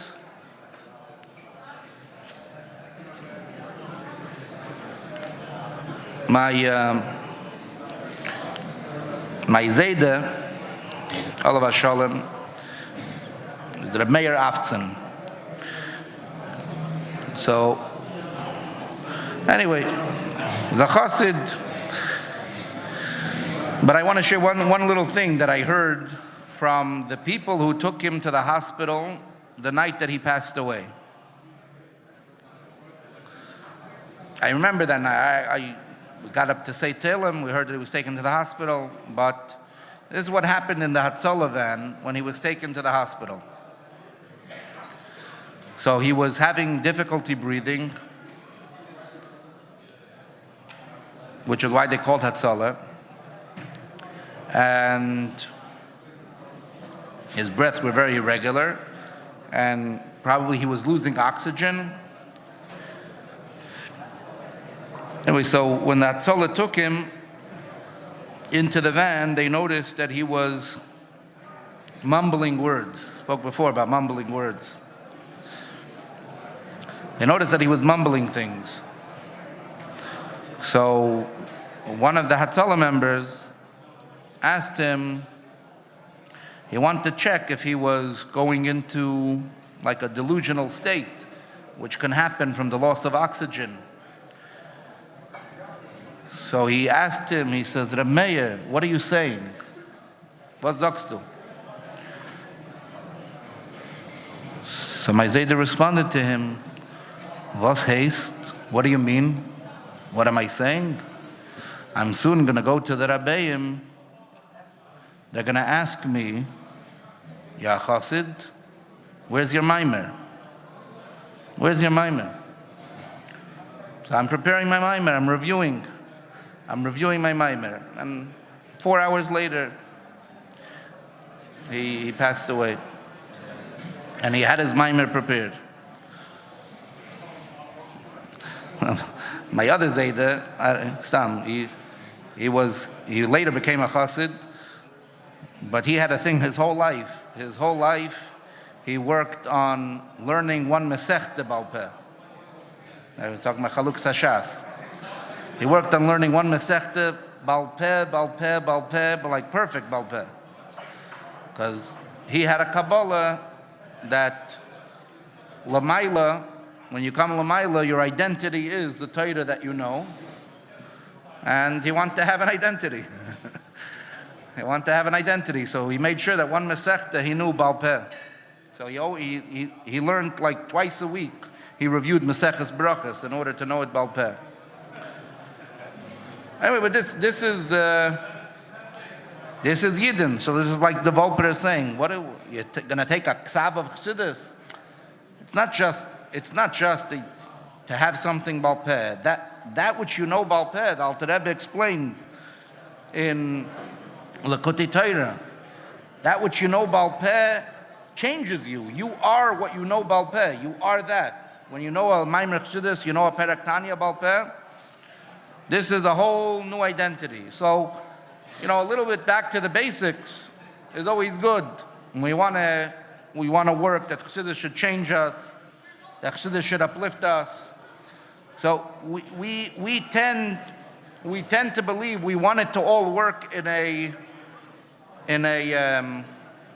logical, in a way of tam v'das, in a way that I understand. I'm changed through my understanding of things.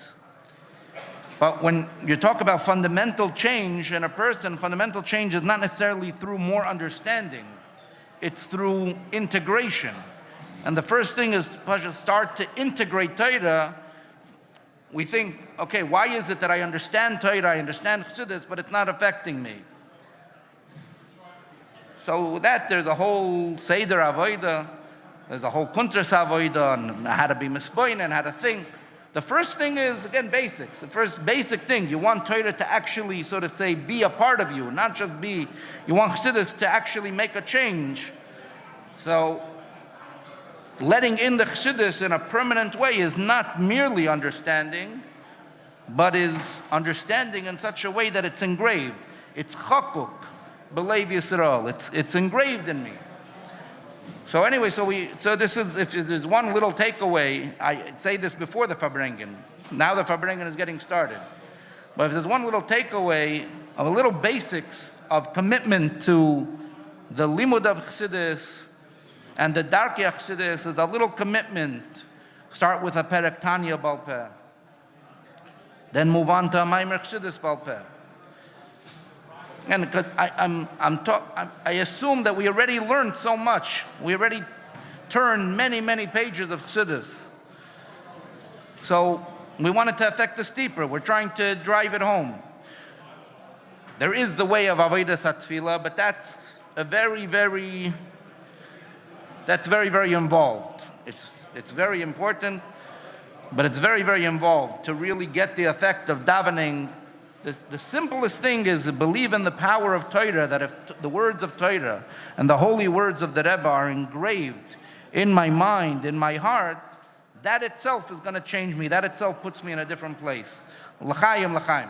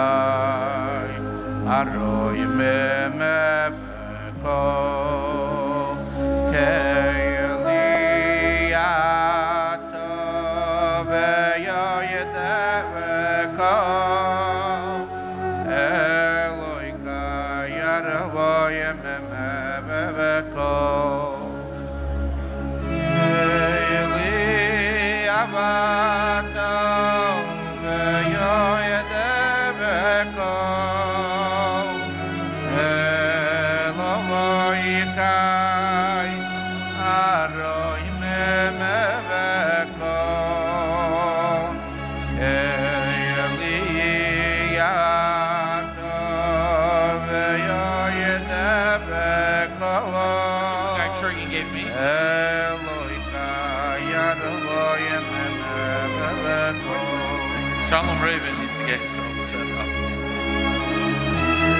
Eliyato ve'yoideko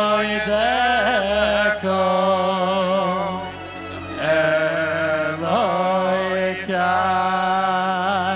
Adoi b'meko Eliyato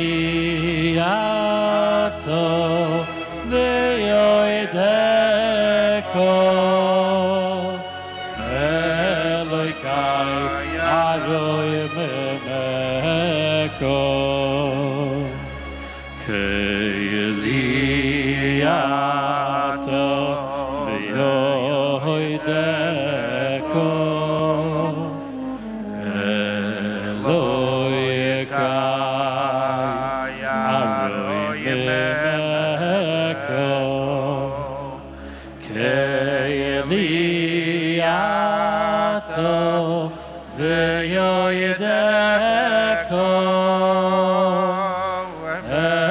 Eloikai Adoi b'meko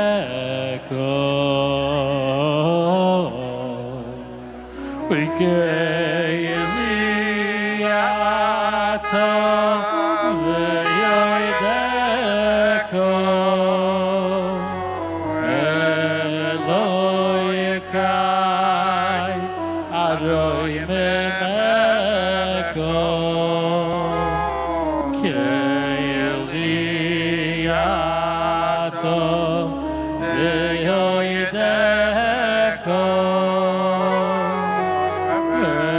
Eloikai Adoi b'meko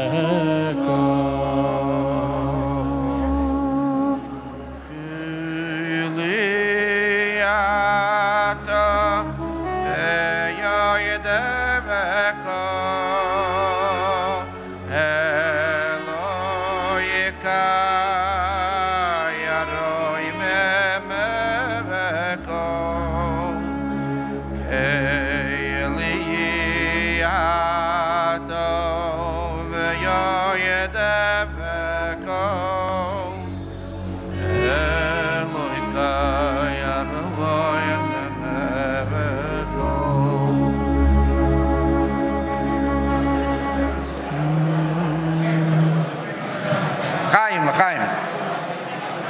Videographer also has to say l'chaim, you know? No, you're the videographer, no?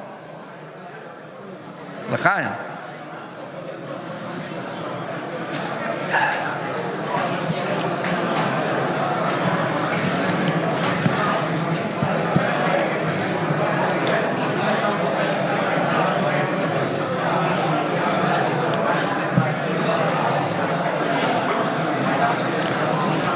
Chevra.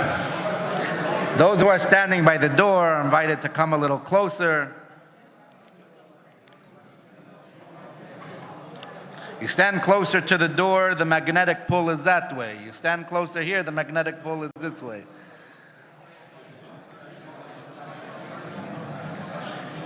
L'chaim.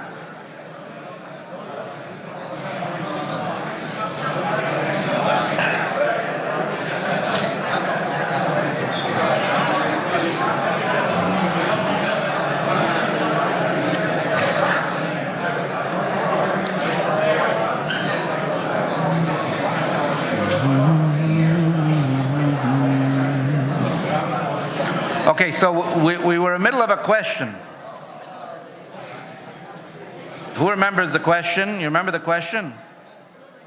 You remember the question, right? The question was, back to the story of Reb Shmuel Munkes. So the question was, why would the Alter Rebbe be deserving of such harsh punishment for telling Yidden that they shouldn't live it up, begashmias, if he's not a Rebbe?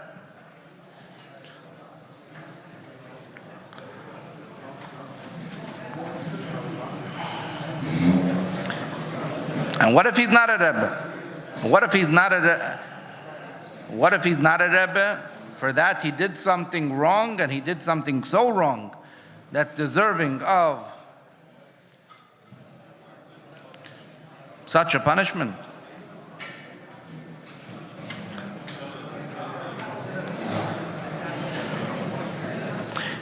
You know, you think about, so I had this discussion with somebody recently, and he tells me, he says, I think that if you're not living it, you have no right to talk about it. If you're not living there, if you're not living in that place that you're really, so to say, above Gashmias, you have no right talking to someone else about being less involved with Gashmias. I beg to differ, but I heard his point.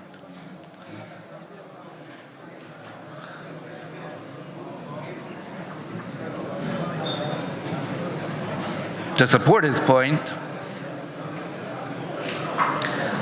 somebody shared recently a letter of the Rebbe of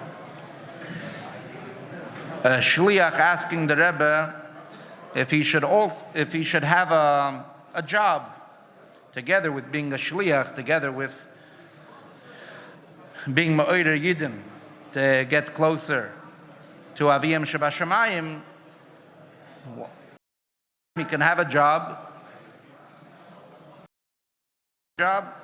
If we, depends how you frame it, this is certainly when you frame it from the perspective of, if I'm working a job, can I not be a shliach? Somebody works a job, doesn't mean they can't be a shliach.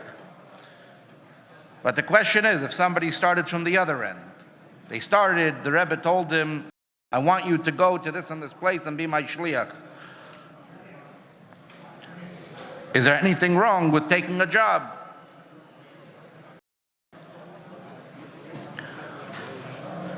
So, again, this is many stories and many proofs this way, that way, but Rebbe telling someone why he doesn't recommend it, why he's against it, why he's against the shliach having a regular job for income. And besides for the obvious reasons of time, and if you need somebody dedicated exclusively to that. But this was the Rebbe's argument, and I think it's a very... The Rebbe's argument is that if you want to be ma'orer yid, to change his entire lifestyle, to change his entire... Not for him. He was raised that the only thing that matters is the body. And he doesn't know anything of the neshama. And you want to change him and tell him, that's not what matters in your life. What matters is your neshama. So the Rebbe says the argument is more difficult when you yourself are also focusing lots of time on your bodily needs. When you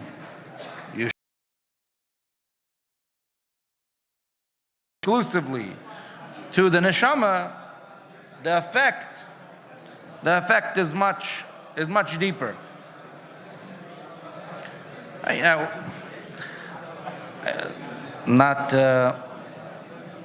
there's a lot that you could Farbrengen about that. There's a lot. That, as a shliach, I think this is something that focus to that, of remembering that your thing is, your whole identity is that you don't spend any attention, you don't spend your time thinking about, obviously you have to live, but having the balance, but that's a side matter. Again, if you want to Farbrengen about that, as the night goes on, we could Farbrengen about a lot of things. But back to the story of Reb Shmuel.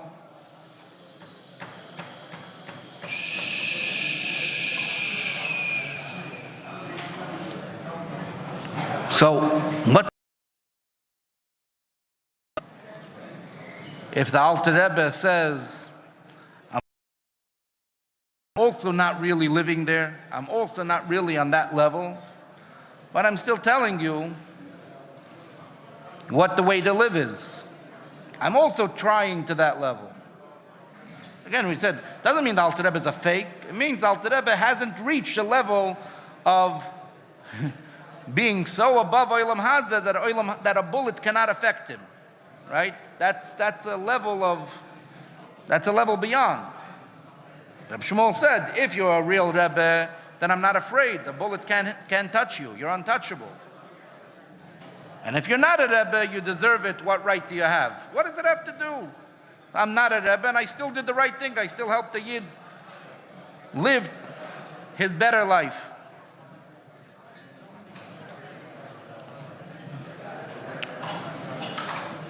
Let's say L'chaim, and we'll get to the answer. L'chaim.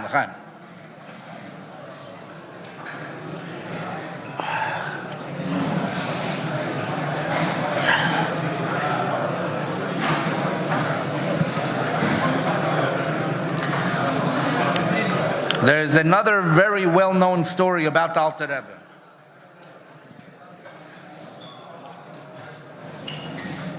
The story has great detail and great length in its background.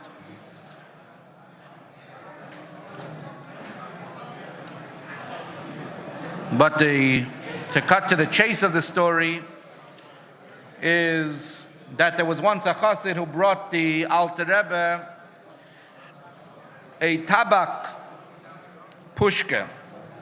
He brought the Alter Rebbe a snuff box with tobacco, and it was a zilbene. It was a silver box. He brought it from one of his business trips, and he gave it to the Alter Rebbe as a present.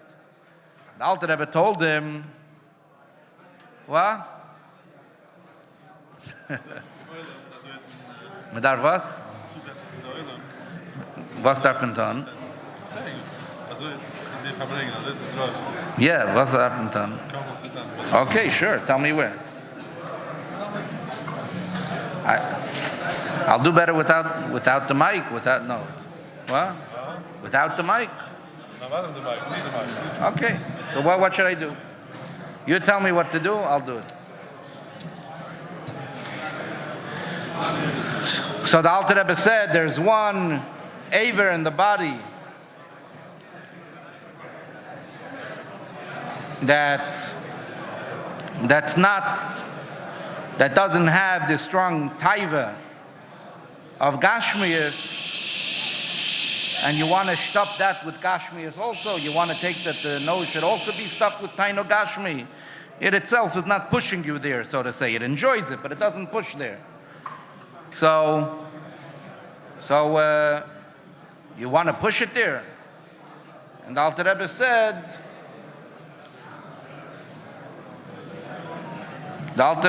instead I'll make something else out of it. And the Alter Rebbe, the way this, again, the Rebbe tells the story, the way the story was told to the Tzemach Tzedek was the Alter Rebbe broke the tobacco box. He broke this, we'll call it this taiva box. He broke it, and he used the top as a mirror to see where the tefillin should be. because we know the Alter Rebbe was having problems with keeping the tefillin in the right place because of the hislavos that the Alter Rebbe had by davening. The Alter Rebbe used to shuckle a lot, and the tefillin used to move from place to place. He even used to bang into the wall, as the stories go. So anyway, so the Alter Rebbe said, oh, I'll have a mirror, I'll have something, a shiny silver, reflective, it'll be a good mirror box. When they told the story to the Tzemach Tzedek said, I have one objection to the story. You said that the Zayde broke the box. The Zayde's inyan is nicht gewend zu brechen. The Alter Rebbe's thing wasn't to break. Even a taiva box. Even a taiva box. The Alter Rebbe's inyan wasn't to break. Somebody asked, want to hear it? This was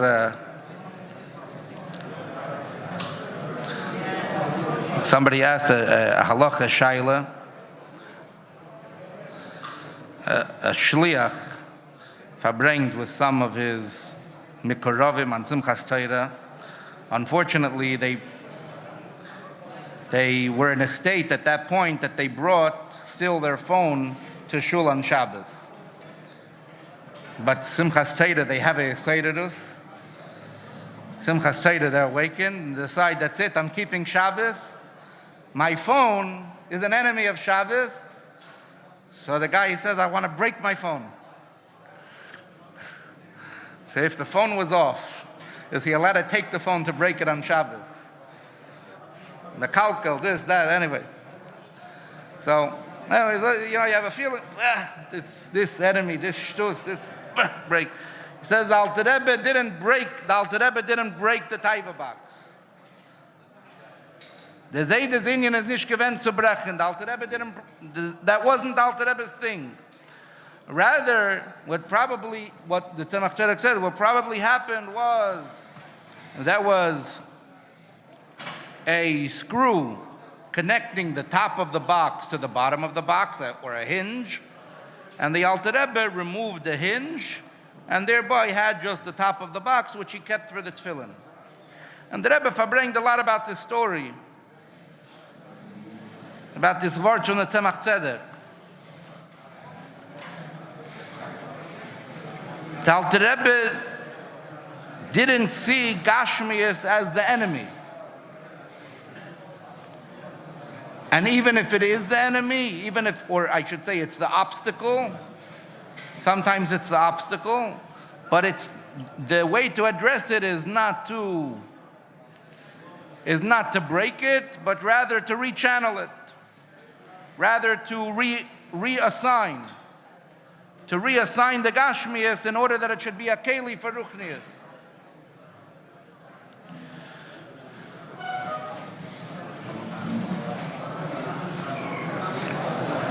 With this, you could understand what Reb Shmuel was saying. Let's say L'chaim. Yudah says in Dar Zagen L'chaim, no more speeches. L'chaim. Chavre, we're here at Farbrengen, and we're going to go home empty-handed unless you sing a niggin. Spend the time and sing a niggin with me. Komm, zusammen.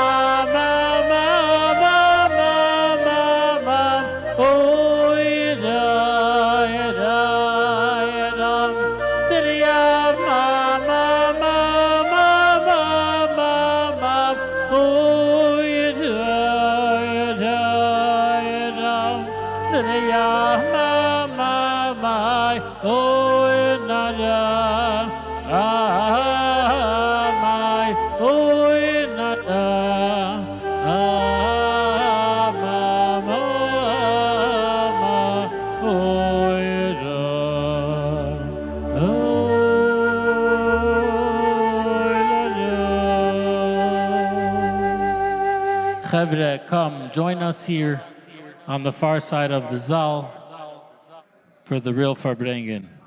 Come, Yidin, come, stand up. stand up and move to this side of the room, please. Come.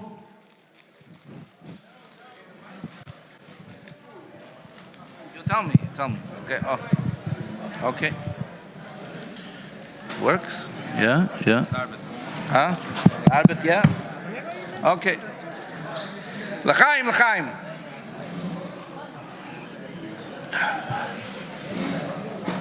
So this story answers the other story. The Tzemach Tzedek had an issue with the story. He said it can't be that the Alter Rebbe broke it. The Alter Rebbe was not about breaking. The Alter Rebbe's attitude to a taiva box was not take the taiva box and break it. Now, again, some taiva boxes you should break. You have, right? Bachrim over here, a Bachar in yeshiva has a taiva box, he should break it. Why not? Well, I don't know, give it to a homeless shelter instead, or whatever. What do you have? What do you need it for? There's no reason why that's something that you should elevate to Ruchnias. Al Yehi Shoita, like the Alter Rebbe says. Not everything do you have to be involved in elevating to Ruchnias. And to many Balabatim, this may be also applicable. Maybe.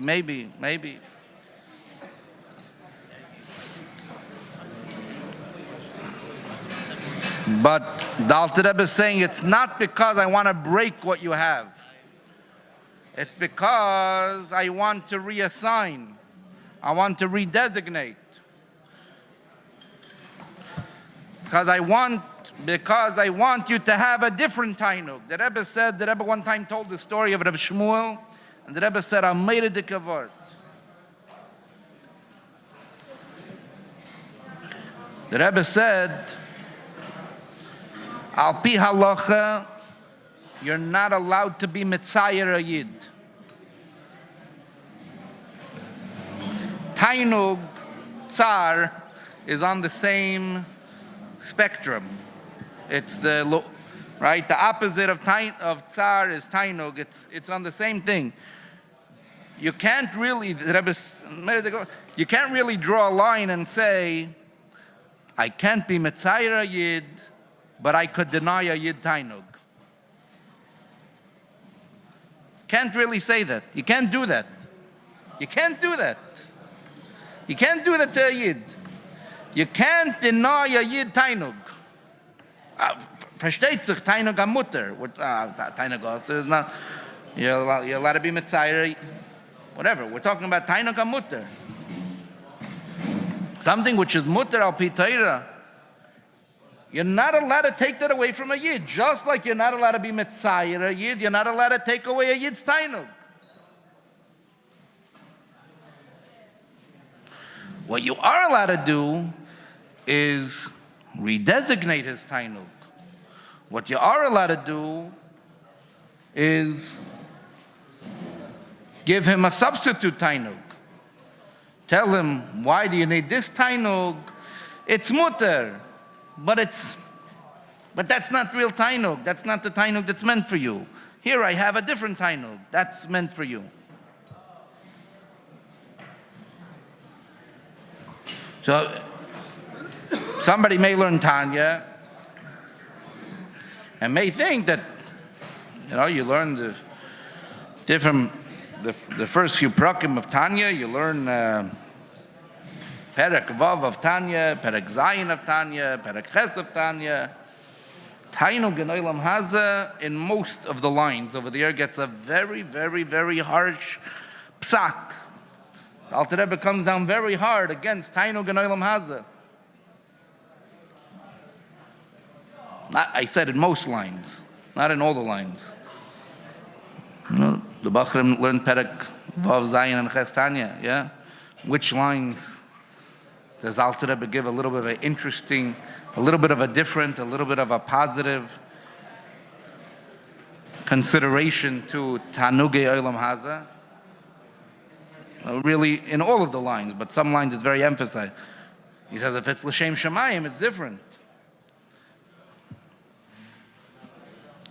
If it's l'shem shamayim, it's different. Alter Rebbe says, Bisra de Tura, right? Alter Rebbe says that Basar Shomein v'yayin mevusam, Basar Shomein v'yayin mevusam could be laharchiv daitoi.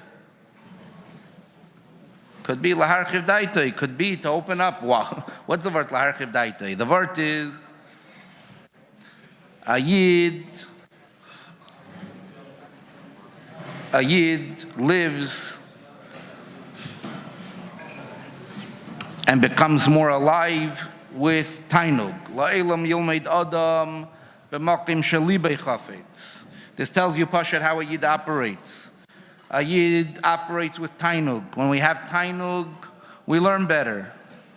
Now, the ideal tainug is the lilmeid b'makim shalibei chafetz, that your tainug is in Torah, and we're just telling you, definitely choose the Torah you have a geschmack in, because you'll learn that better than the Torah that you don't have a geschmack in.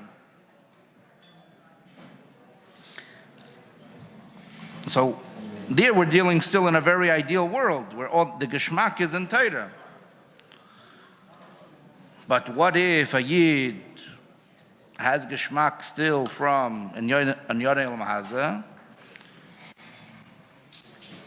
So the Alter Rebbe says that if your geschmack is in Anyar Elam Haza, or if you still have a certain, again, I don't know, you explain to me, somebody explain to me, what does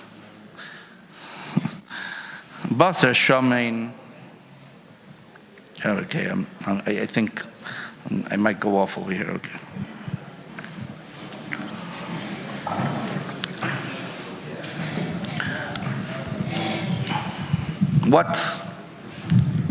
What's the benefit of Basar Shomein? Because fat feeds your brain cells. What? This is a scientific thing. Maybe Basar Shomein. Chamra. All right? What is the yayin mevusam? What's the yayin mevusam? The yayin mevusam has more carbs or more proteins than the yayin she'enei mevusam. What exactly? The tainug shabazeh.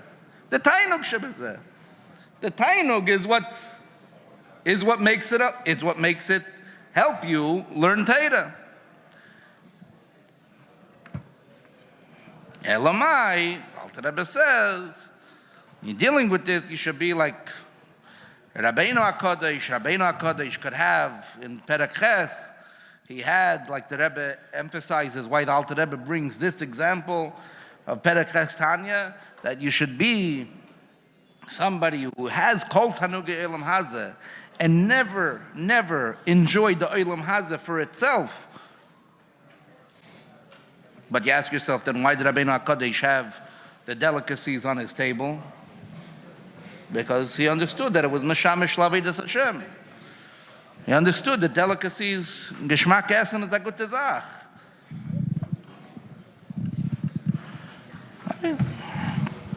Es ist eine gute Sache, es kann sein.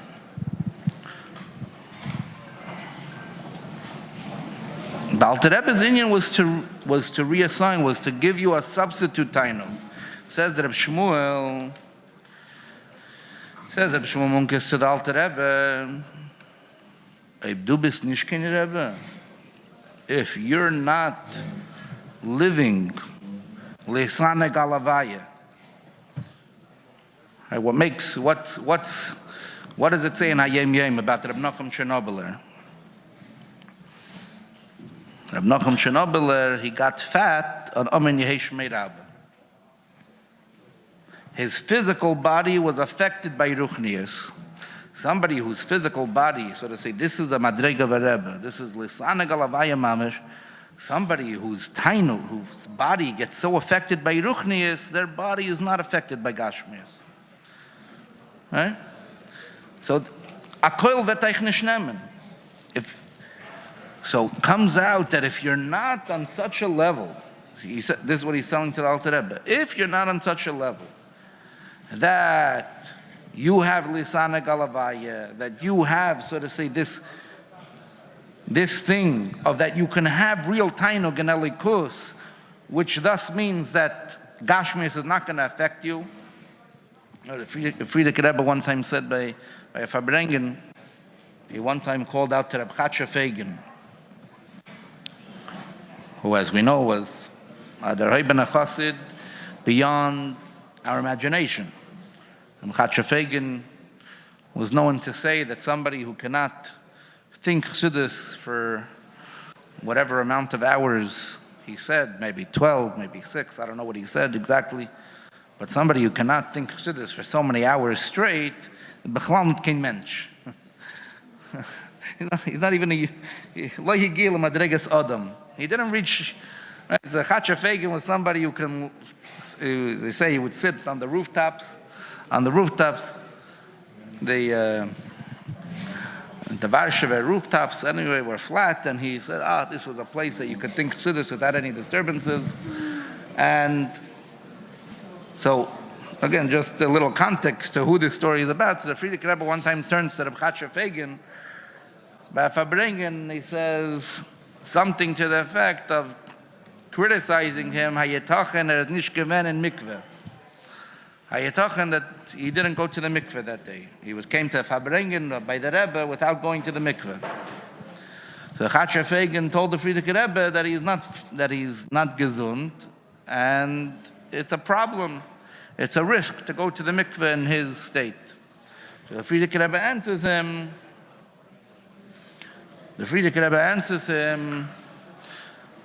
That there was steht a tefach hecher von Olam Haze, hat Olam Haze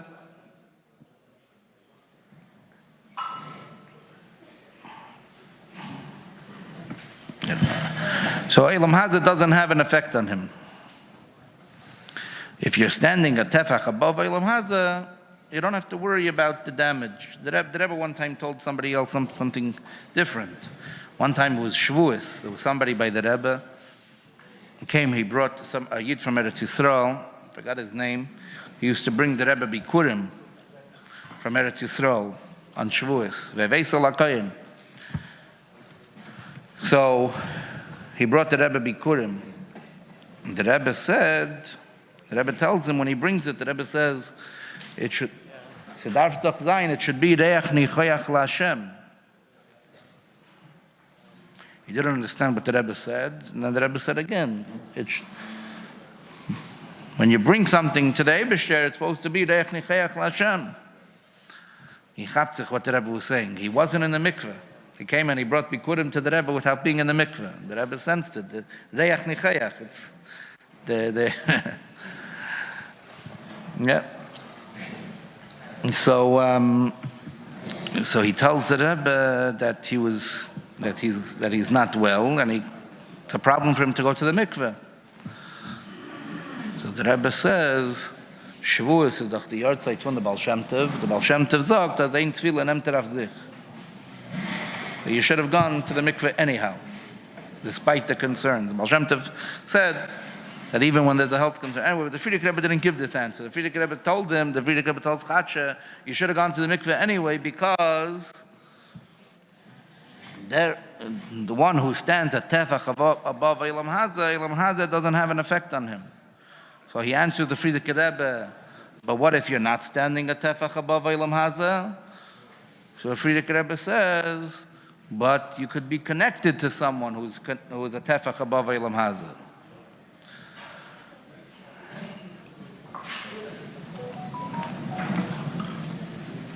A tefach above Olam Haze, this is what a Rebbe is. A Rebbe is the one who gives you the substitute tainug.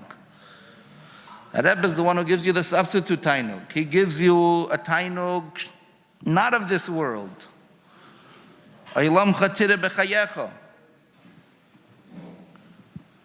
He gives you a tainug of lisane galavaya. The Rebbe gives you a tainug that you can experience something beyond this world.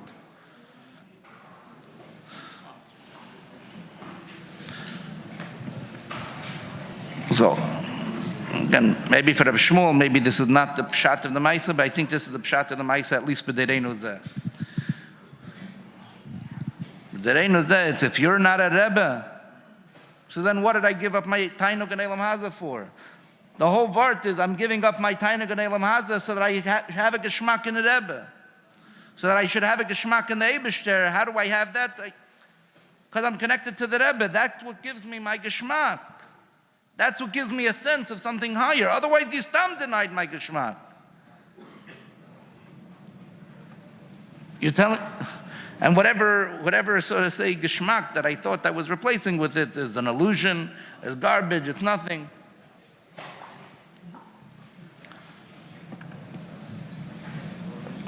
Kol ha-mishtatef b'simchasi. The Alter Rebbe says that when you're mishtatef with the Alter Rebbe, become a shutef, become connected. When you become connected to the Rabbeim, you're elevated min ha-geshem el ha-ruach. You're elevated that you're not only shayach to Tainug Olam Haza, or to the denial of Tainug Olam Haza. You're shayach to geschmack, lis'aneg al havaya. You're shayach to have a geschmack, pashat a geschmack in a vort chassidus, a geschmack in a geschmack in a mitzvah, and we all have it. Again, you say, why am I preaching so much? It's such a davar pashut. It's such a davar pashut. The geschmack that a Lubavitcher Bacher has from getting a yid to put on tefillin.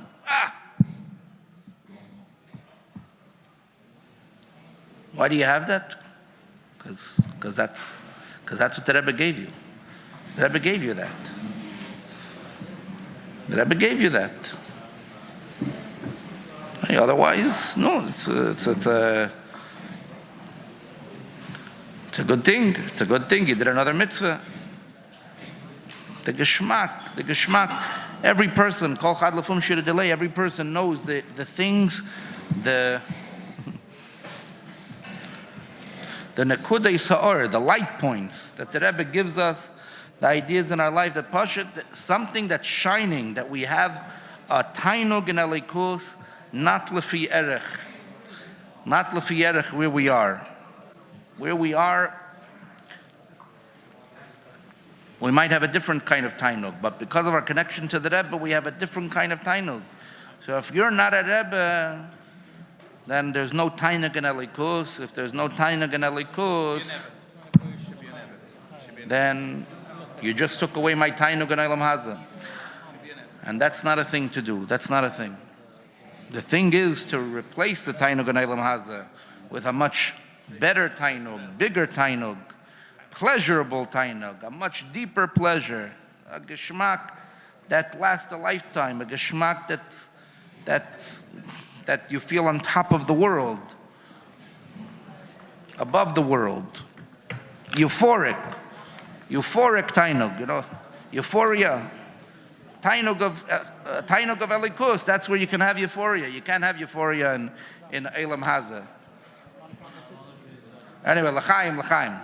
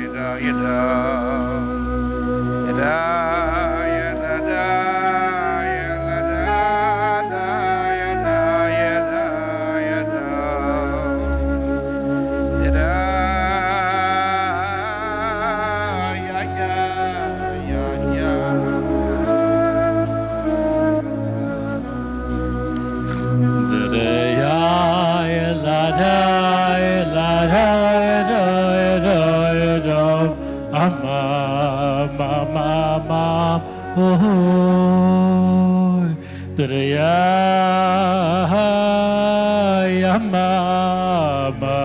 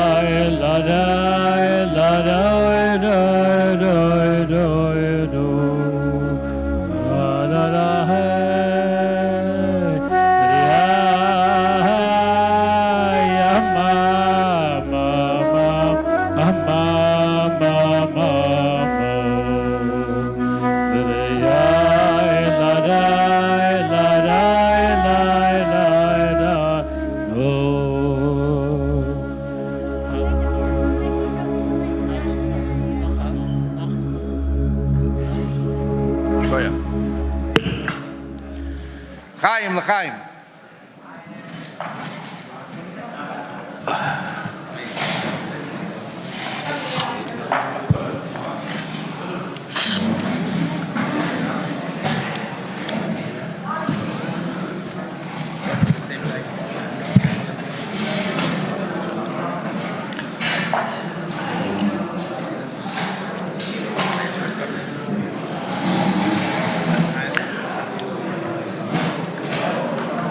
The Rebbe spoke about a couple of times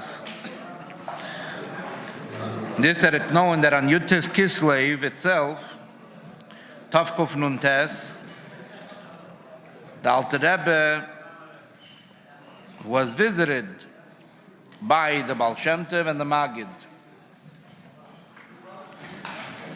And the whole 24 hours of Yutis Kislev, it was in the presence of Baal Shem Tov, the Maggid. He davened all three tefillos together with them.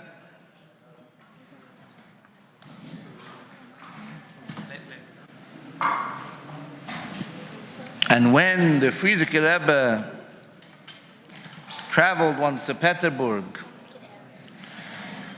and visited the cell where the Alter Rebbe was held, the Rebbe Rashab asked him if there was room in the cell for 3 people.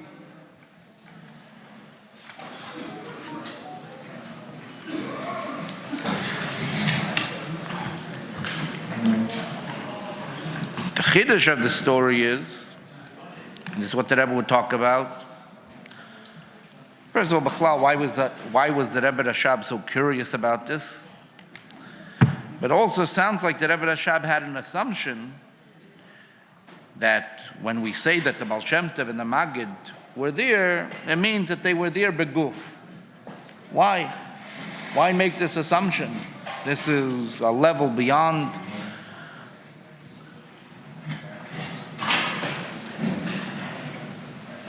Right? It was not really a chiddush really for the Rabbeim to have not beguf. It was like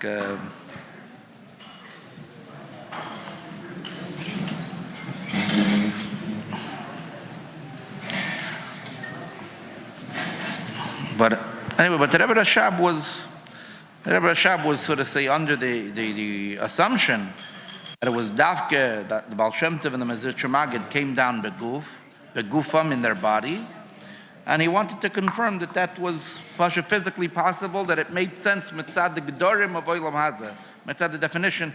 There's makim ha'aret min hamida, eina min hamida. There's ways that you could then still explain it. He wanted to make sure, does that make sense begashmias? That begashmias, they came and they sat in the Alter Rebbe's cell. And the Rebbe spoke about why was there this assumption.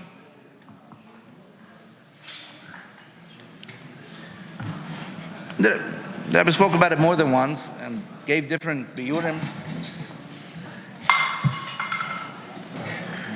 One of the biyurim the Rebbe said is because the whole inyan of Chassidus, the whole inyan of what the Alter Rebbe was set out to accomplish, and that there was a gzeira against the way the Alter Rebbe was spreading Chassidus, was all about the problem that the Alter Rebbe was spreading Chassidus in such a way that the Magushim Dikayid could understand. This is my oisies.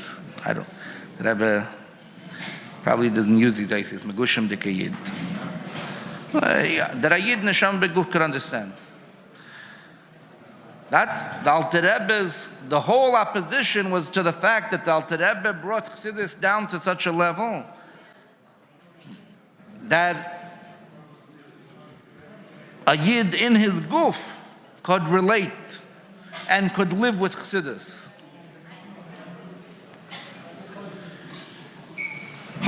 The Baal Shem Tov and the Magid, who were the ones who were coming to, so to say, give the green light to the Alter Rebbe, that he could continue, that he has the green light from above. This is what they came and told Alter Rebbe on Yotes Kislev, that he shouldn't stop, he should go even further. As the Alter Rebbe then did nach Peterburg, the Alter Rebbe after Peterburg made Chassidus even more understandable, even more relatable. And the chiddush of more relatable is more relatable to a Yid who's not so holy, he's not so spiritual. So for this shlichus, the Rebbe Rashab's assumption is that the Baal Shem Tov and the Magid came down neshama beguf, because that's the Alter Rebbe's revolution. The Alter Rebbe's revolution is to neshama is begufim.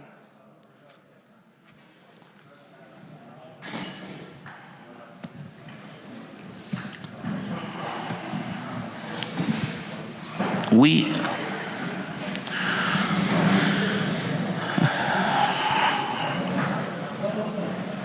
often fall into a trap that we set up, and we fall into our own trap. The trap that we set up is we speak about Chassidim of previous generations,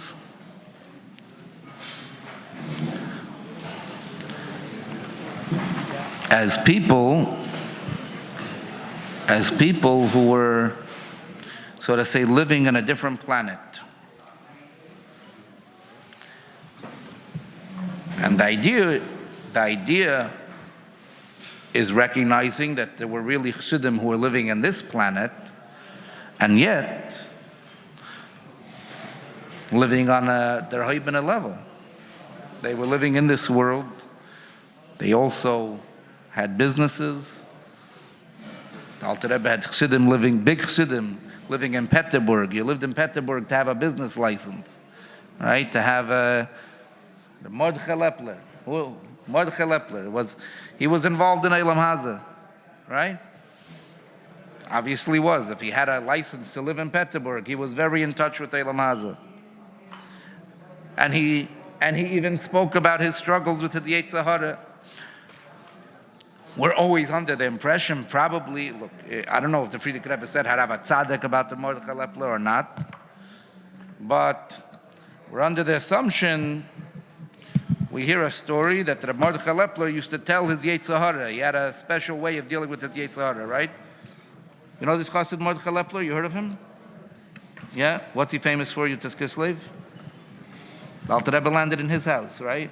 Not just that, he helped Alter Rebbe, he gave Alter Rebbe food. He was the one who found out that Alter Rebbe was in jail. Whatever, all the messages were passed through him. So Mordechai Lepler lived in Peterburg. And again, I said, to live in Peterburg, a Jew was not allowed to live in Peterburg unless they had a special license. A special license you got if you were either a big businessman or if you were a big professor or a big politician of some sort. You had to be a man of the world. Right? Pashas, he was a businessman.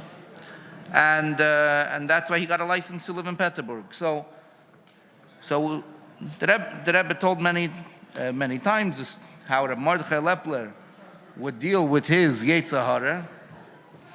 His Yetzer Hara would come to him and would try to get him to do an Aveira.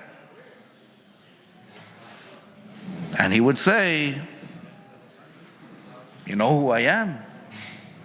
I'm one of the Alter Rebbe's biggest chassidim. I'm one of the Alter Rebbe's biggest chassidim. You're going to get me to do an Aveira. Again, I think I'm sharing how I look at it. The assumption is that the Alter Rebbe's chassidim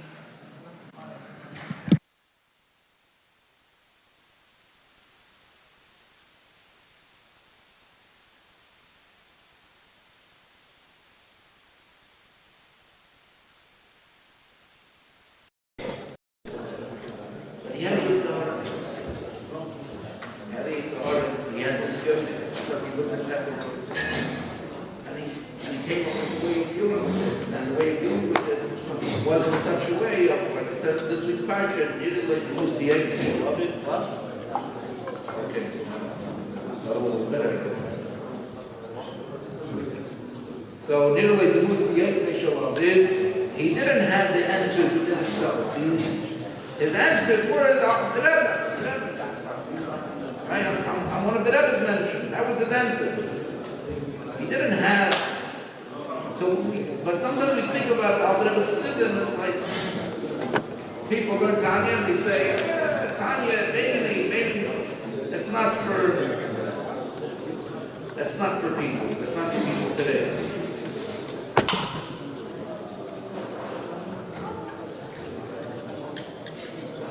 The whole opinion of the Alter Rebbe was to bring the Chassidus down to the Shamay, the Gufim. The Gufim, then you got to deal with that Gufim. And with all the Gufim, you know, from the Rosh Hashanah, right? Gufim, fressen, Gufim puffen, Gufim begeren, Gufim forken. And the goof, there's one full garbage and the goof one.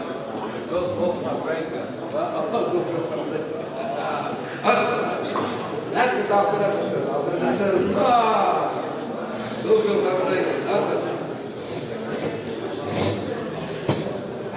anyway, so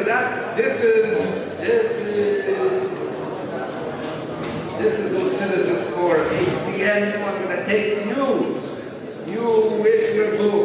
I'm going to take you. I'm going to take me and give you the ability to be a tefakek, and to give you the ability to see beyond what you think you're able to see, what you should be able to see. You didn't reach it with your avodah yet. You didn't reach it yet. But I'm going to give you the ability to see beyond. I'm going to give you the ability to see the oil that's shining on top of Baruch Shalom Khan's head instead of Melech Khan. I'm going to give you the ability to see it with your flesh and David. I don't know that some people see things with your flesh and David. But to see it, to relate it, to have that Du kannst Aperikanya, you know what that's called? The Rebbe told the Lamsharabi about Aperikanya, right? You know? To see that, to have it in head. I'm not the same person that left my house. I'm a different person. How about Aperikanya? To see that name of the volcano. Well, no, the story is the Gangarari. One time left his house, only to realize that we had to return. I'm not sure why. Got like a canceled or something like that. To realize that he had to return. He set off on a road trip. He had to return, and it says in Yehuda Tzava that you shouldn't return after you set out to return. Hakana, like all the things that we're worried about, and he was very patient to this Hakana, and he asked the Rebbe, and he asked the Rebbe what to do. And the message was given over through mosquitoes, tell him to learn a Pedakanya, because a Pedakanya makes you a different person. You're not the same person that left your house. Now that you went to Pedakanya, a different person is coming home. I already did that. A few days later, it was when Dr. Rami did a hot like he used to do most of the hot by the Rebbe. Whenever he could. He did a hot and he was, the Rebbe had stopped in the last Aliyah, and after he was sitting with the Sekretary, the Rebbe walked by him, the Rebbe said, that the message that was given a few days ago, that wasn't that wasn't just, I found this cute case out of a focus, so you don't really have to think about it, it's okay. You got to, I meant it should say that Kanye makes you a different person. Have it there, when you know that, you're going to put a Kanye there, then you're going to feel it.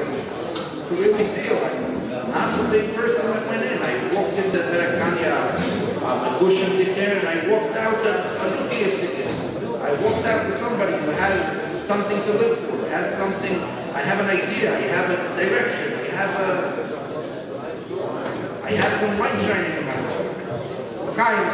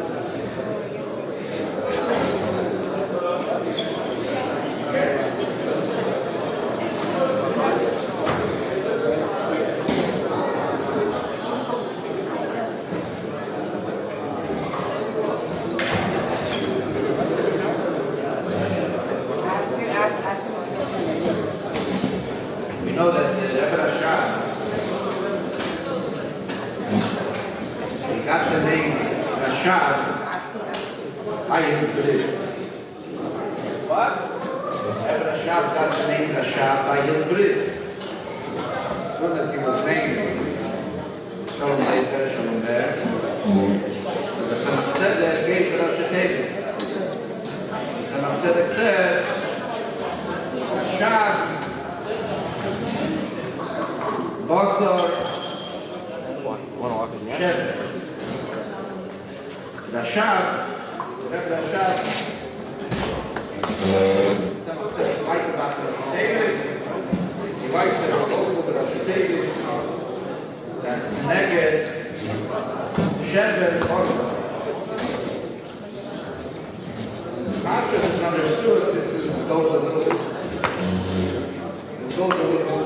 contrary to what we're talking about. The contrary to what is that Basar needs a little bit of shevet. Basar needs to be broken a little bit. You have to pound the flesh, you got to eat it. Never mind to be rookie. You take place of the hangman.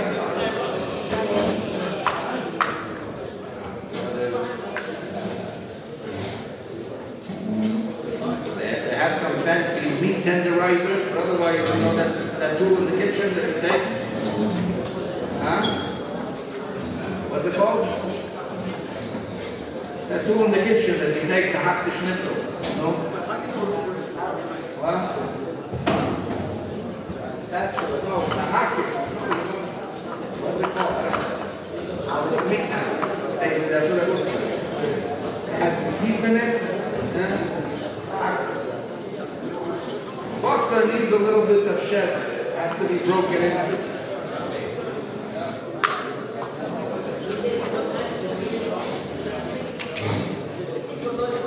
Interesting. Catcher, to use this Kislev, the catcher to Alter Rebbe, we know the story that Alter Rebbe sent the shluchah to bring the pan to the Yitzchak Barditchever. Alter Rebbe actually told them to memorize the pan Balter, to memorize the request Balter.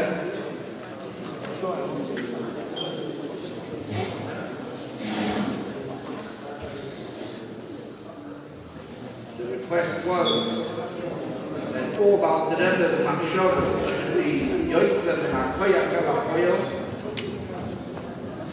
That all Alter Rebbe's thoughts and plans and vision should come down in the koyel. He told them to memorize it. That's something else to complain about.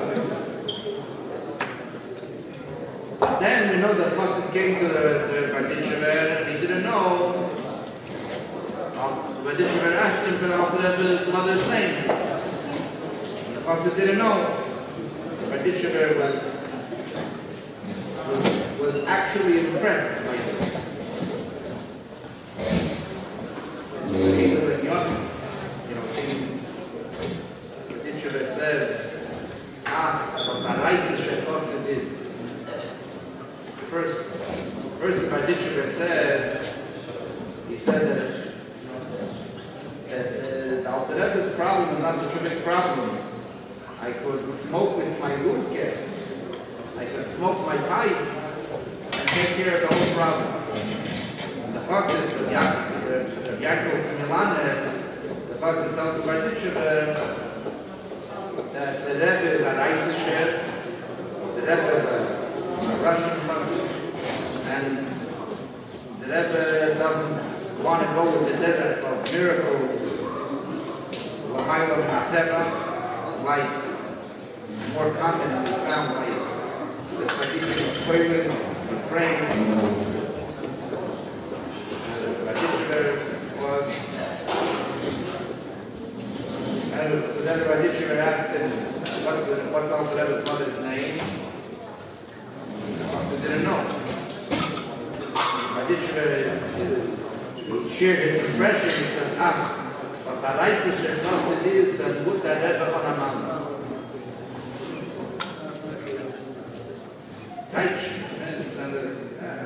I don't know. I know what the Rebbe meant.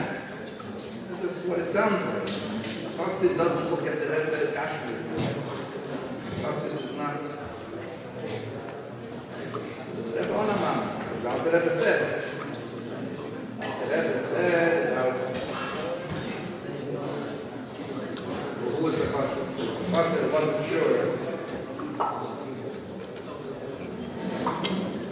I would come one time shared that he heard from the Alter Rebbe, from the Maggid, that the Maggid said about the Baal Shem Tov, that if not for the Baal Shem Tov telling himself that he is a Yehudi Isha, that he is born to a physical mother, he wouldn't believe it. Because he heard it from Baal Shem Tov. He trusted Baal Shem Tov. Otherwise, it didn't make sense that such a Halakha person could have gone through the regular human experience.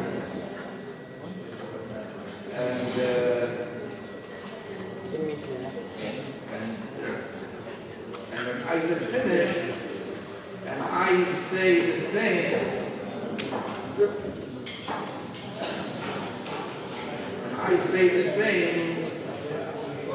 about the Rebbe. Siddim weren't sure if he was repeating what he heard from the Alter Rebbe, that he said the same thing about the Maggid, or if the Isaac was saying it about the Alter Rebbe. Anyway, so this was what they used to do about Ditchevet, this is what he said. But then when he went to Mikveh, he davened, and then he said, Shever Mitzrayim, Shever Shneir Ben Rivka. Not Alter Rebbe's name.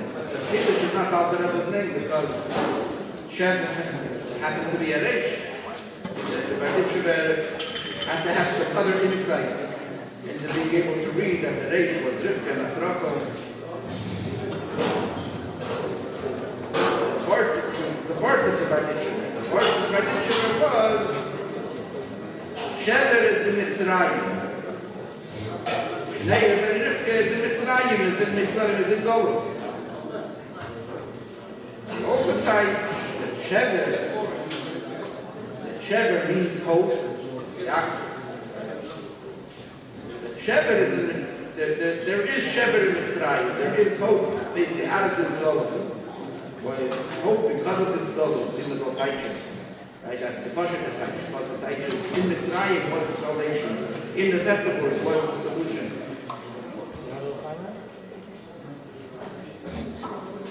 So here the Alter Rebbe is also called, the Alter Rebbe is also Shever.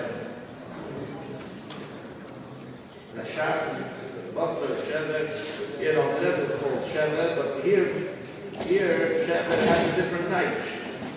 Shever in Mitzrayim means something else. Shever over here is hope.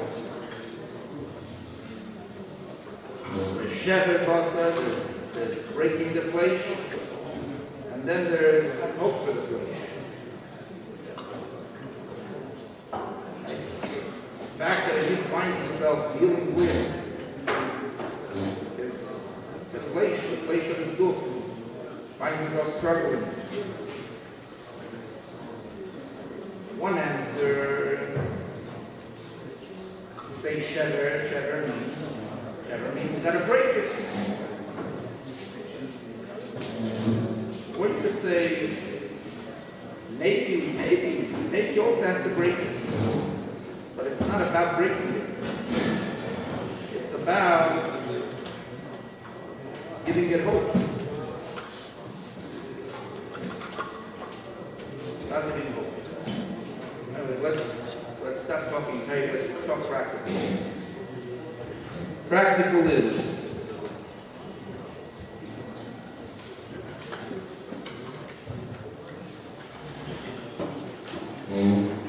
this was given for us. Knowing what we have to deal with, knowing what the battle with our flesh, what kind of battle it is. This was given specifically for us, the shaman movement.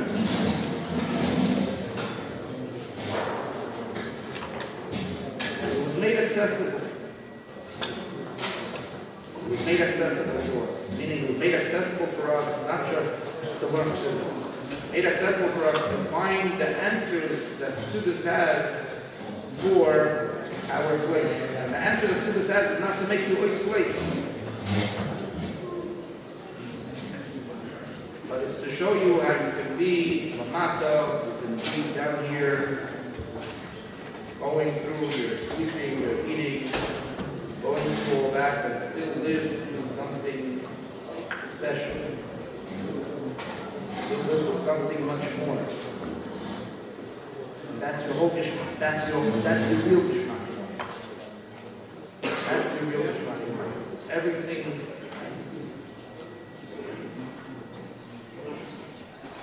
Everything is in your life. You know, like everyone can say about Farbrengen. Breaks in between the Farbrengen to get another Farbrengen. The Rebbe makes fun of that, on the one hand. The Rebbe used to say, people make meetings to get to another meeting. The Rebbe used to make fun of that. Make a meeting to make a meeting. If the Farbrengen is to discuss the problem, then what do you make a Farbrengen to make a Farbrengen? Make a meeting to make a meeting. Not discussing the problem. What if the Farbrengen is not discussing the problem? Farbrengen is the solution. Farbrengen is the answer. Farbrengen is where we pick ourselves up and we say, that's not who I am. That's not who I am. And first of all, we live it in that moment. And then carry it forward into the next days, weeks, years, because this was Farbrengen is something which is not entered this last day. This is Farbrengen of a year, Farbrengen of a lifetime. Right? But it's at the Farbrengen and it's like, I can't wait to get to the next Farbrengen. Tired? In a certain way, it's not to say that, but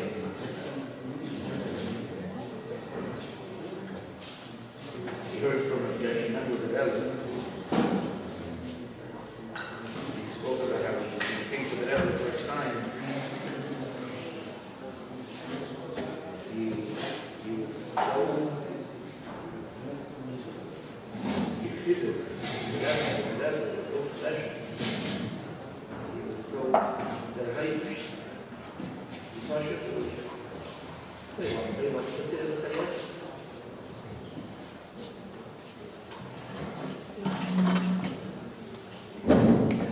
every one of us knows what that is. We don't know what that is. I don't remember dollars. I was there. I remember being mindful. And the moment in my face being facing me. But I know what it is because the Rebbe is so powerful. The Rebbe made just without the Rebbe was knowledge Chassidus into Zayko. The Rebbe was knowledge using the Rebbe in a video. You feel the Rebbe. You feel the Rebbe's alive. Because it is. Because the Rebbe is alive. So it comes through in everything. Everybody knows exactly what I'm talking about. Actually, I just heard.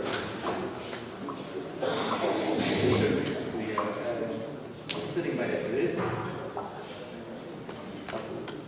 2-3 weeks ago,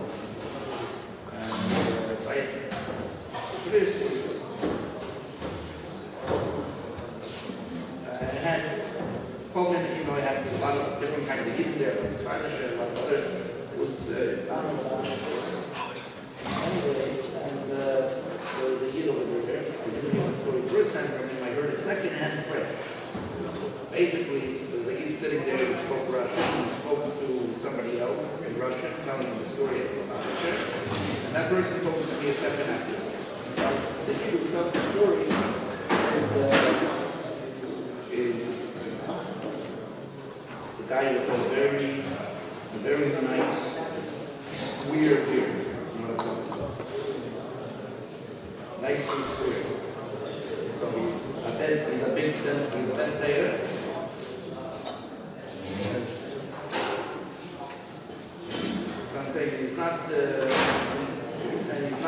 he's not a lavisher, but it's a big mistake. Anyway, he shares the story like this. Says that his son went off to death. He left in the shake. And he was algering trying to find a life for himself in Israel and Tel Aviv. And he reached a point where he says, you know what, I don't fit in anywhere. My family is through, I can't go to that. I was raised through, I don't belong to the riot. Can't find this place. That's it. I'm checking out of life. That's one of what's saying it in nice words. We should make a joke of it. He decided to sit and done with it. And thinking when exactly he's there, looking for the place, the way, he's just wandering in the streets, knowing that he's going to end his life. And then he sees the picture of the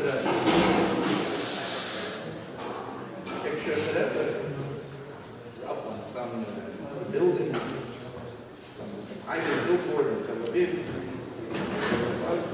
And the picture of the Rebbe smiling there.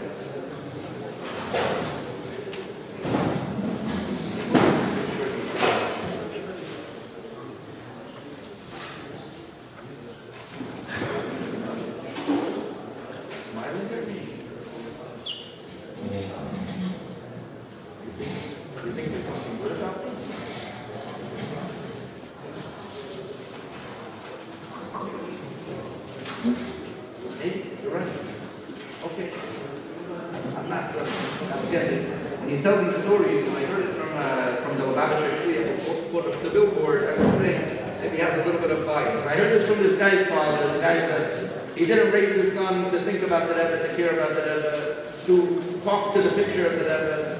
That's not the way he was raised. So again, and yet, the Rebbe's picture is alive. The Rebbe's picture is alive. The Rebbe's picture is talking to him because that's a fact.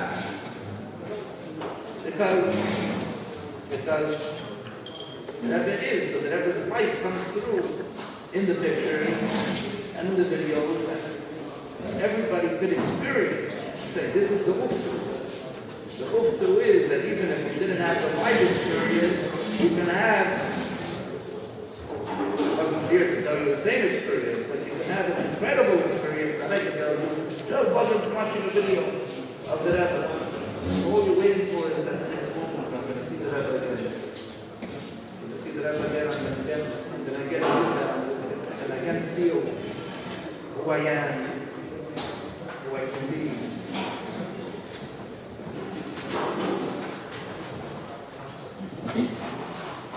So this was what Rabbi Yeshua said when he came to the first year. And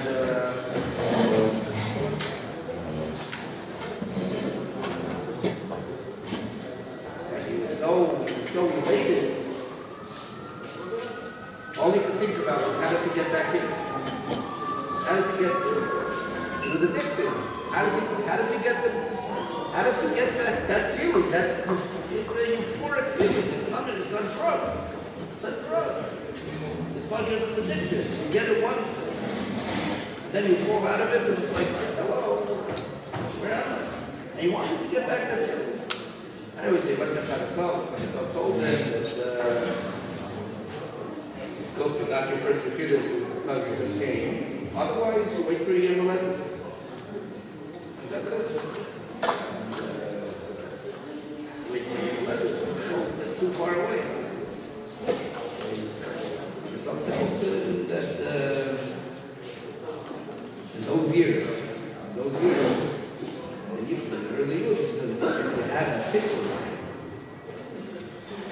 You have something special that you can't talk to the about when you talk to the Rebbe, some kind of tikkun that you need, something like that, not a pizza, that's what it comes. You're able to go with tell the story that he right away concocted a tikkun that he needs. And the tikkun that he needed was the fact that he was younger, he was put up in an orphanage in Russia, he was put up in an orphanage, and they served him food that was not kosher, after whatever he was put up by what I heard from him was on the orphanage later. He was put in he was in a relative's house, and they weren't so conscious.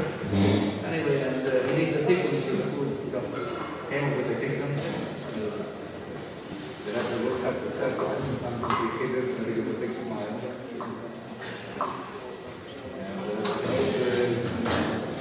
tikkun Messiah as Alpha and give it a line to tell it as tikkun is going to be now that whatever they put in the plate is going to be explained. Explained why the Rebbe gives this tikkun. Because he was so addicted to the Rebbe. Every break he was hanging out in the hall, just waiting, hopefully catch a glimpse of the Rebbe. He never went to lunch or supper. The question was, the Rebbe said, I'm wasting that. The Rebbe gave this ticket. The Hemshech of the Maisa was later came after he was married.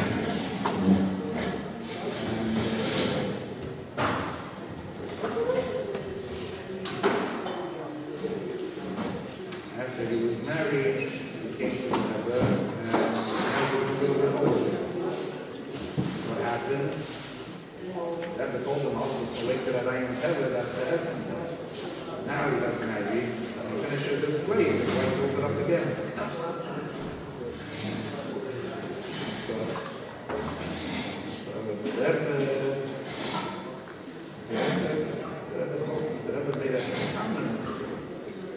Food geworden. Das ist food geworden. Der Rebbe ist spannend, dass die Kinder. So he told the Rebbe, yes, it was the Rebbe told him. Anyway, I didn't catch clearly exactly what the Rebbe told him. But the handshake was right after him and after Yiddish was the Mendel Futterfast. And the Mendel Futterfast ran out of his yeshivas after he was sitting, and then the Futterfast ran to Geshem Mendel and said, what happened to your yeshivas? He said, I walked into yeshivas, and the Rebbe was still with such a smile from your yeshivas. I have to know what happened. Anyway, this is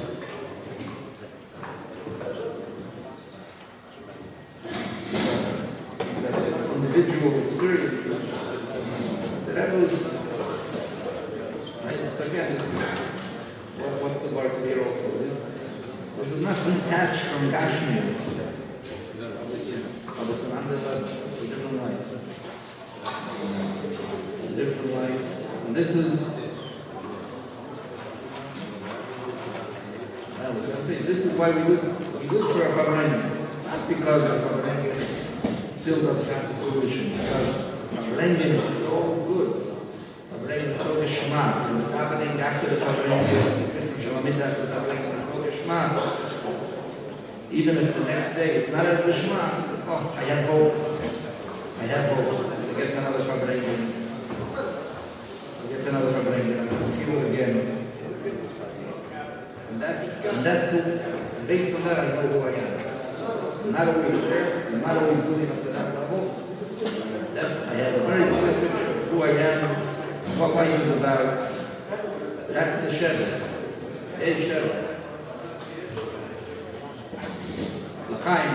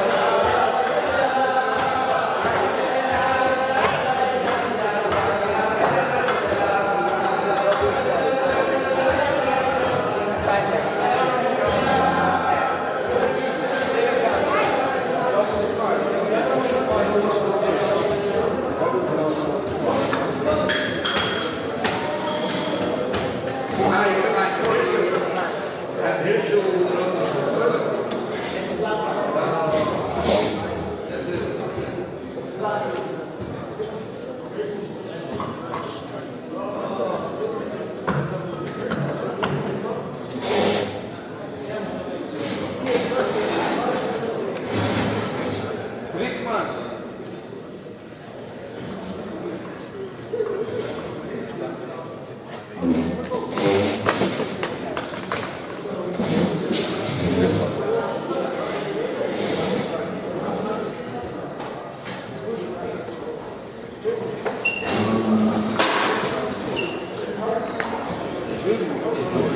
here, really,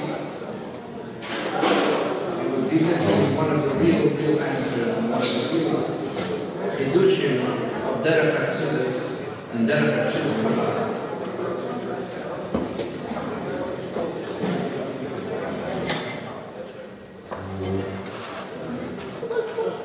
And that is that the hope that we have goes a step further.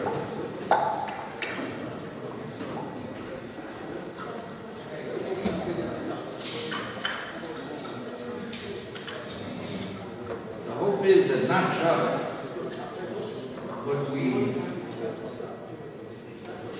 every so often come back, Farbrengen, video of the Rebbe,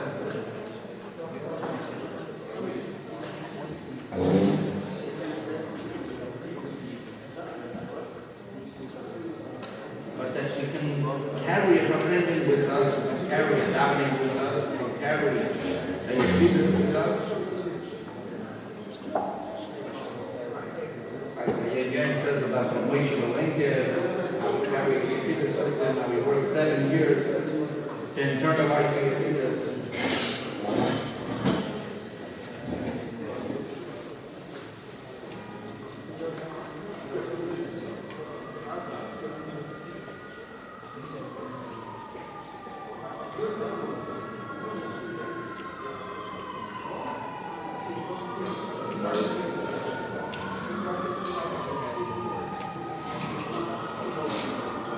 Wenn Farbrengen put in such a proposal, Kislev proposal also very famous for them. Put in proposal that the Farbrengen that was sitting out Ashwa to everybody. Politicians got Christian later said, and people were coming and the rebel from all sides, everybody coming to take Mashke. There was no sleep there whatsoever. It was continuously. And everybody was coming with Mashke to give out for cups. So we had wine to get to the Rebbe. It was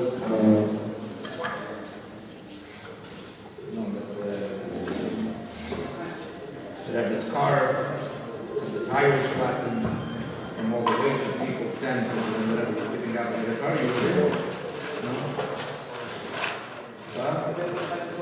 But you heard from enough people to see you then. Yeah. So, yes, there's so many people standing. Anyway, so there was a bucket who came to the Rebbe, and then with the bucket, I exactly said the name of him. He came to the Rebbe.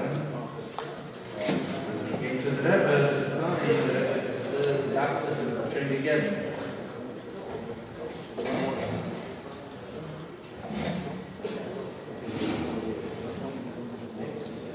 And so the Rebbe said, I think I gave you already, which, one thing is small from the side things to the Rebbe, that's itself okay. With no water, it wasn't even, it was spinning from all sides. You had to notice.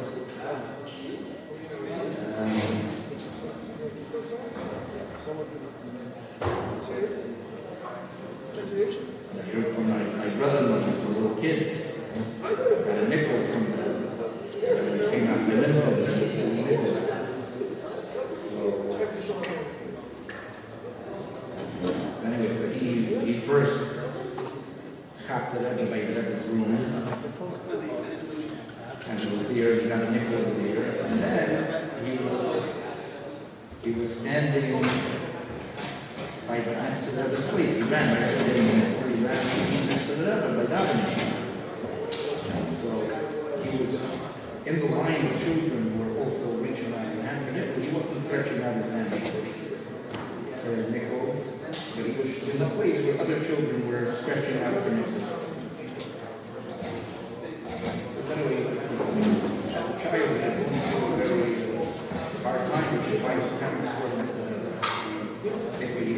through some trauma before that. And his parents were worried about him, and they felt that he should come to the Rebbe with them. He came from Eretz Yisrael. Anyway, so he wasn't standing actually with his hand out. The Rebbe was giving to all the children next to him. And the Rebbe tells them, that's when you get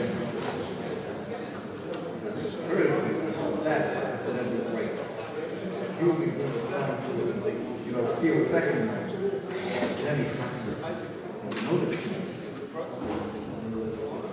So then this was part of his overcoming the crown. That was the tension. Anyway, so he so this mother comes from there, so that's a tree again. So he tells the Rebbe,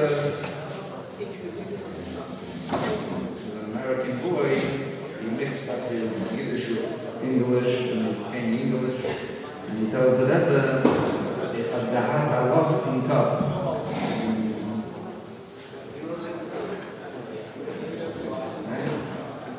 Yeah? I had a hole in my head. I had a hole in my pipe. The Rebbe tells it in his language. He tells them, I've got a lot in cup. What's the helping of the medicine of Hamon?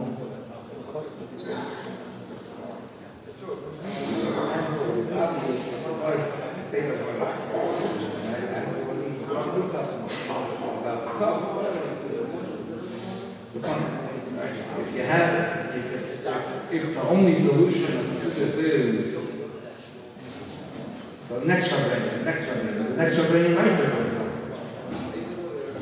Next Farbrengen right there. What's the helping the medicine of what's going to be the point? Another video for that, another Yeshivas, what's going to be the point?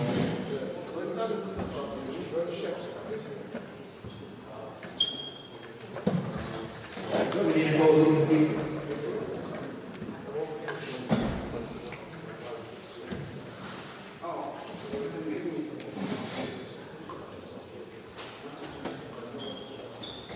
How do you go a little bit deeper? A little bit deeper is Sudas has a favorite rabbi. Like for example, in Gala, it's about explaining that explains further and comes to how these things work, how does it work to take explaining and dominate and to try to make it last, to try to make it go deeper, to try to make it a little bit more permanent.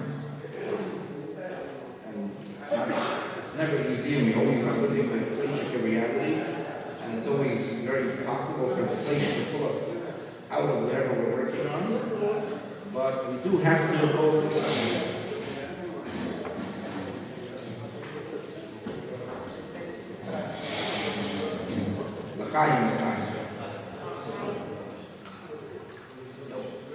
before another living. When I would say about Kislev, it's clear the Chai is not shame and Itanon. As it says in Hayat.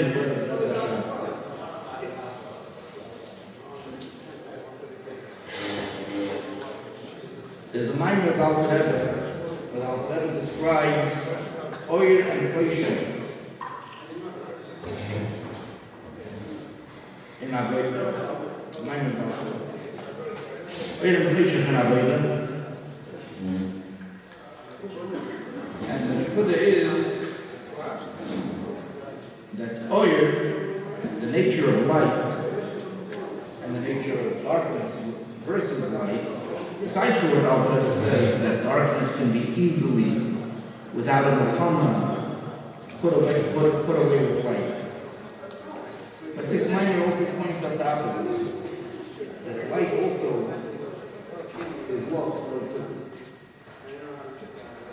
how long is it going to take for the light to go out in this room and the lights go off?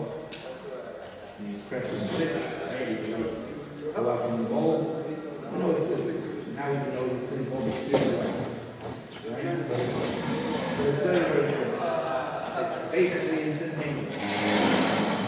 day was to turn off the source of the light, and all the brilliant light that came out of it before, it all goes out in an instant. So a person can be lived in a very, very frustrating reality. You can be in a place that man is lifted, beautiful, life is great, Chassidus is shining, or Likus is shining, your neshama is shining, you feel it, so it was wonderful. It's not much beautiful, it's beautiful to get, and in 1 second somebody disconnects the power. What disconnects the power? Maybe it's base, ice cream that you ate, maybe a potato salad, maybe it's something else. One little thing comes and puts out the power, gone, feel it. There's no trace of the light left. But usually, the nature of Ayurvedic patient is showing you how easy it is to get out of darkness. And this is the way to work. As low as it'll fall, don't forget how easy it is to turn the light back on. Just be focused. Redirect them on Shabbat, whatever it was, a distraction. Let that distraction get over the end and focus back on some Indian tradition. Right? But it's very, very frustrating because everything feels so not real. Everything that's felt in the light, it feels like that's all in the light. Because in 1 second it goes out.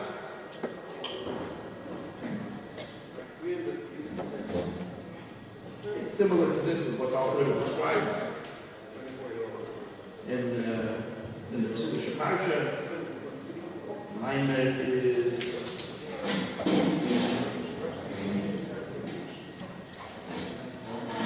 this is the next negative comment. This is what? This is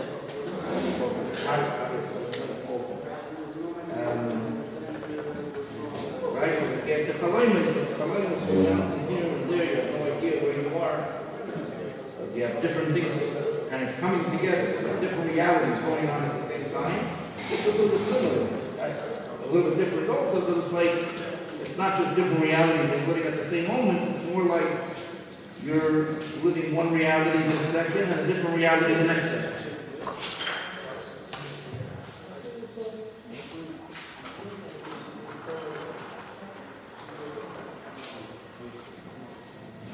So, when you have LED lights are known why are they, according to many, not also on Shabbat and on Halacha Day, I said. Why? Because LED lights only give off light and not heat. Normally, light, the source of light is usually also a source of heat.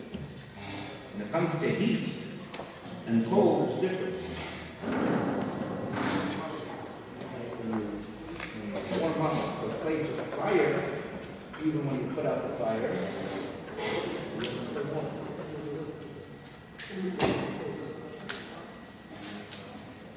And leave the Kislev, after the room's been cold for a while, even when you put the fire on, you should put, depending on the size of the fire, the fire actually seems to have a certain effect. It's really cold. This is my demonstration. But it does still take time for the room to heat up. Right? You know, if you're eating something, whatever, the car, you're going to get a cold car in the morning. It takes time. So, heat and warmth works a little bit different than fire and temperature. And Chassidus and the Likus have both elements. And according to which elements you're going to have, that's how it's going to last. If you're going to have just the light, but only when I turn on the light, I have the ability to flick it on. I go to the right place, go to the other, open up the mind of Chassidus. That's turning on the light, which is an amazing tool to know. It's an incredible thing. But if that's as far as it goes, then the force will go out. if we're able to then take this light and turn it into form, which means that it's out of the head, it's in the heart. Heart is your one. We're able to turn it into something that we took into our heart. Then one can last longer. It's not eternal. We still have to go back and regenerate. We still have to go back and relight the fire. Then again, it's still going to be a constant struggle. So it's a daily struggle. It's not going to be in such a way that there's nothing left. And Children really wants us to self. That's the change. We talk about daily relationship. Self. It's not just about learning to do. It's about taking something to heart. Anyway, the fire. This is all the Haskalah. And then we get to the heart. The fire.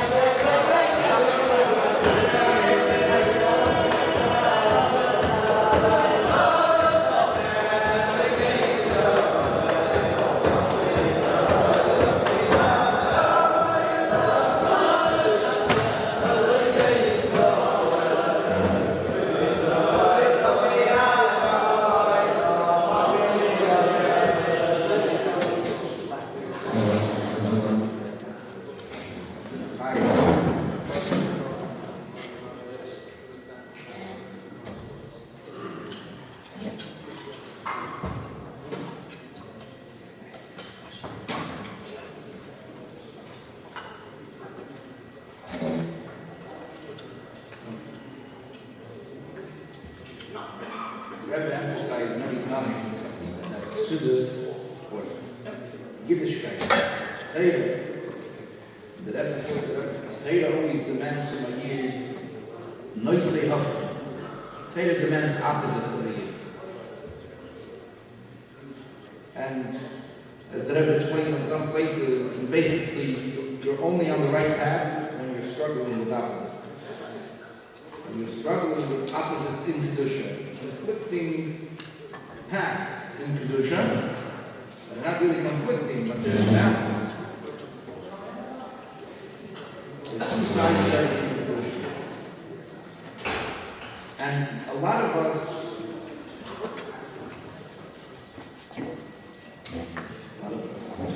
ourselves, sometimes it's hard to remember and really keep the balance of the two paths and not just gravitating to the path that's more inclined with your personality or the path that's working easier for you, like we call it in English the path of least resistance. People like to take their life the path of least resistance. So whatever comes up easier.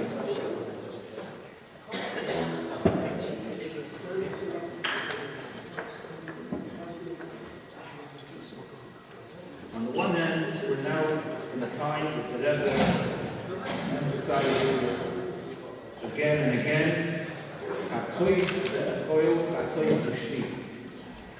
it means that we got a chap, that we have to chop whatever comes our way, nothing to shkoiners. What am I holding by? What am I not holding by? What is my goal? What is my tactics in life? What is my shortness in life?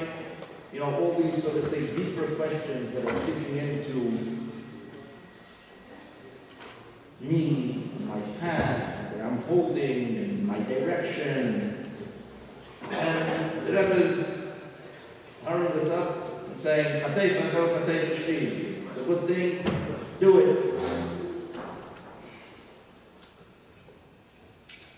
You know, so the way we, again, and I deal with that. In the world we're doing, sometimes we're not doing at all. In the world that we're doing, we have to look. Okay, so somebody by this somebody spoke about running my mind about that. Okay, that's my next part. Running my mind about that. The next somebody spoke about dominating. And okay, so fine, now the next part somebody spoke about doing Zoyim non-stop. And that's what and we're basically getting thrown around everywhere because everything is like and it seems that if we have to say which path is the main path, there's no question this is the main path. This is the main path of today is that we're not really on our own path. We're on a path of running to wherever Hashem is sending us on a mission. Something comes your way. Medina Chareva, the he shofar. You know, the Rebbe type Shemedrash. Right? You hear that there's Medina Chareva, it's yours. There's a problem somewhere, it's yours to fix. Don't tell me that's not in line with my way. The Mahalach is basically we run and cast everything. The big concern of that is where is the way of things? Where is getting a chance to work on yourself and make something go with your people?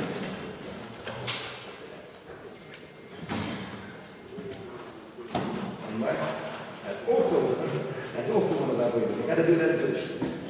Right? You have to do that too. But that's not something you just do. You know? Like, that expression goes, I'm doing the round. The round of the world. You can't do davening. You can't learn davening. According to the nature of what this thing is, mitzvahs you do, Taylor you learn, daven you daven. Daven is something you do. It's a different right? Just do. Just read. No, same thing now. You don't have to read that.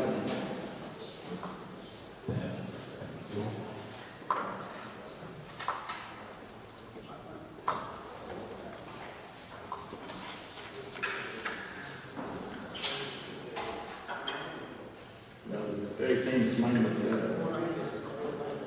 Leifim Shakel. Mind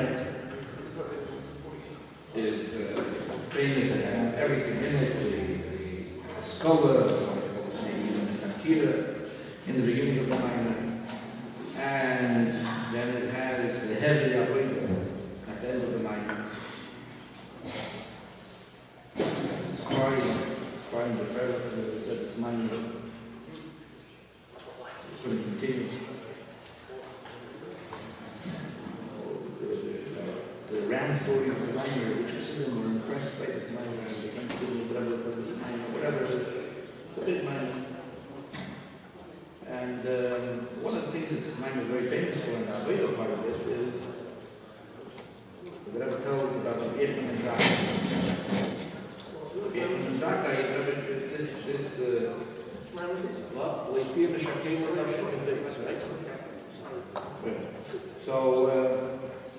so the Rebbe dreams was explained earlier in the schools that the Vietnam and Zaka said, he said, I don't know where I'm going. And the question is, how can he get in Zaka? He lived his life way to go.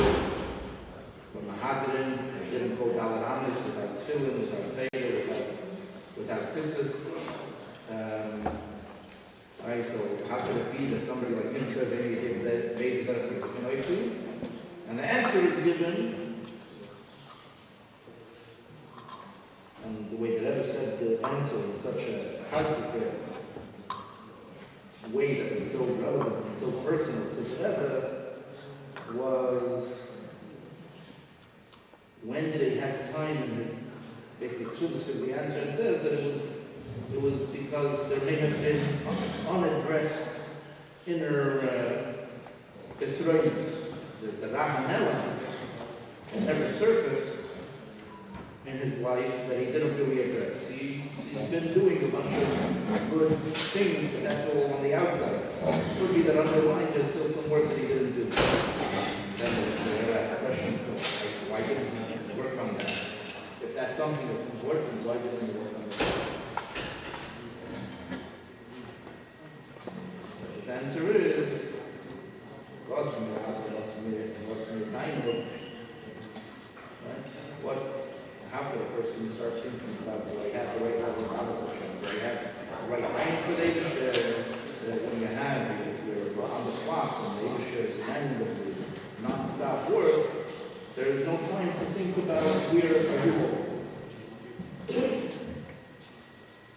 And this is,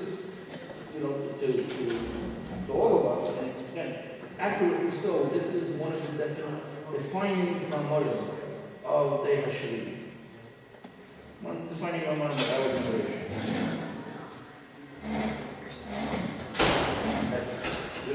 We don't take time to think about where we are, what we really need to work on, what's really going on underneath. Now today is not like that. Today people are very unsatisfied today. People are very much the one that get down to what's going on below the surface. Why am I struggling with this? Why am I this? Why is that? People want to spend a lot of time on figuring themselves out there. But seemingly that's not the past. Seemingly.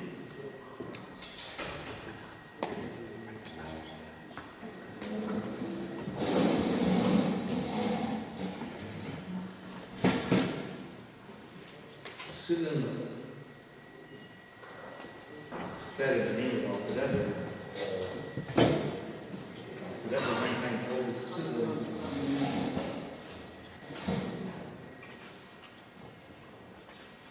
who are you relying on?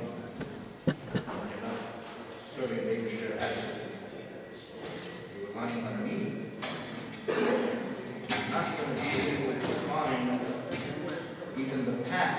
Hefon Gan Eden. And Siddim, or even the Rabbeim, spoke about this in contrast to the Hefon and Zaka. The Hefon and Zaka said anything that made the difference in the he wasn't sure if he was going to Gan Eden. And here the Alter was saying, I know I'm going to Gan Eden, and I know I'm going to some places, and so I will reach for you, you're not going to be able to reach me, so stop relying on me. Schreiber, and some were mafia, they described the greatness of the Alter. Look, Yechon and Zaka couldn't know for sure, the Alter knew for sure. According to that clear and I said, the son, did Alter ever have time to figure out where he was going?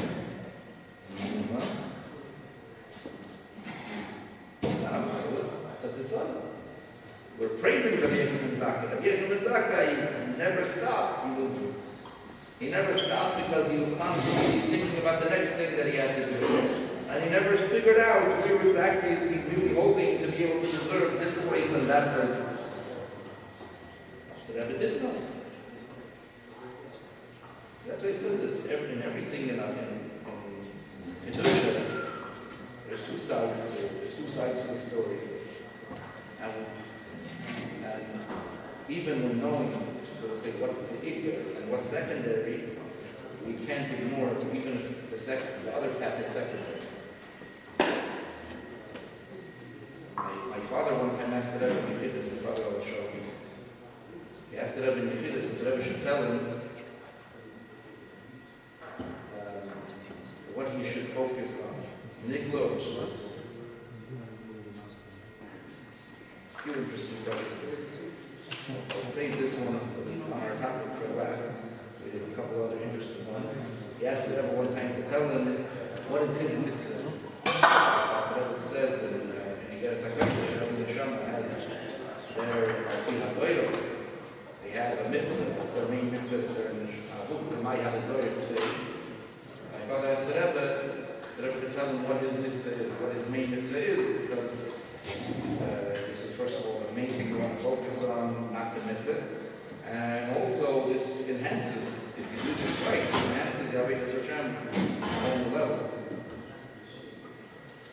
The Rebbe answered my father then, and I heard, I recently read somebody else right after this question, answered very similarly. The Rebbe's answer was, it's hard to know. Especially with regards to something else. It's hard to know even your own, especially hard to know something else's main mitzvah. One of the simanim is that which is most difficult. That's one of the signs.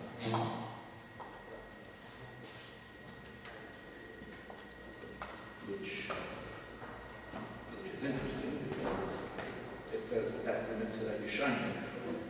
Why is that the mitzvah that's most difficult? You shine. Shining is the mitzvah that you're naturally adept to. The mitzvah that you're struggle with. It's not a mitzvah that you shine, it's a mitzvah that you grind.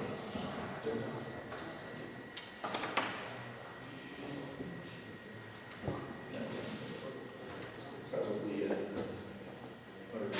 another time, this was more interesting.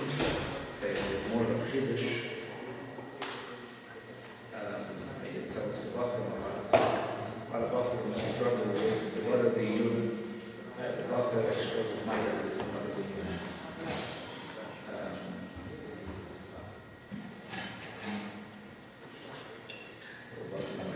I struggled with what are the unit until I started getting the shit. I could never keep up with somebody else's great one. People. My own training I had to keep up with. Tell them I understand you, but you can't follow my shoes. Anyway, so my father one time asked the Rebbe also about this. He asked, what should he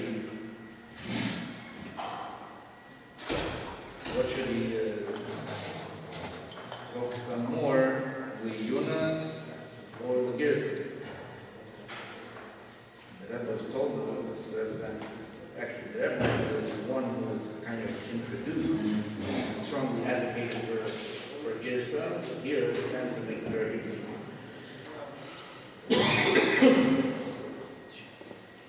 The Rebbe said, learning is what we learn by you. Learning is what you learn by you. Girsa is what you do when your head needs a break from you.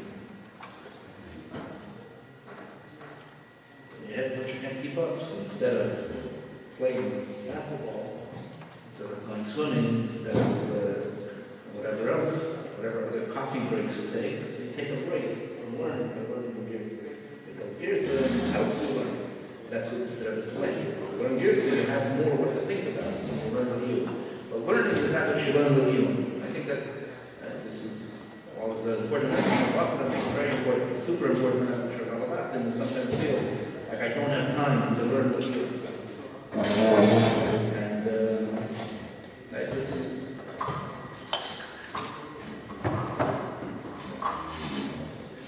that's real learning. That's real connection. That's the real gift of my life. And gift of Kamoyu, as Allah says in better. Anyway, but now I'll get to the last thing that my father said, which is more related to the topic that we're talking about, which is he asked the Rebbe, should he focus more on Nikra or Chassidus? So the Rebbe said, first the Rebbe commented on the fact that he was asking the question a little bit late in the game. He asked this by his, he asked this by his 20th birthday. And the Rebbe said, you're right when you said that you're turning 20 and you still don't know. And then the Rebbe's answer was, like, as we spoke many times, today there's nobody that can learn only Mikvah, only Chassidus. Everybody has to learn both. The question is only which one is the Ikar and which one is secondary. And with regard to this, you should go talk to your mashgiach. So this was so thinking that there's something wrong with thinking that we can do just one. We can take just one path. One path into this. So the Shabbat I can take just one path. It doesn't really work. It doesn't work to just live on to just live on just copying whatever it flies your way, whatever the inspiration of the day. What's the super What's the inspiration of today? What are they offering on the menu?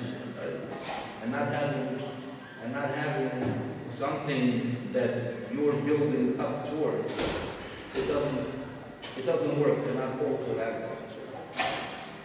The main thing is don't get stuck just in your little place. Go grab bigger things. It will take you a lot further by going beyond your little scope. You have to also work with yourself at your pace. That's the other cow at the same time. There's some other things you have to focus. That's where davening comes in. Davening has to be davening. Davening is not another thing to do.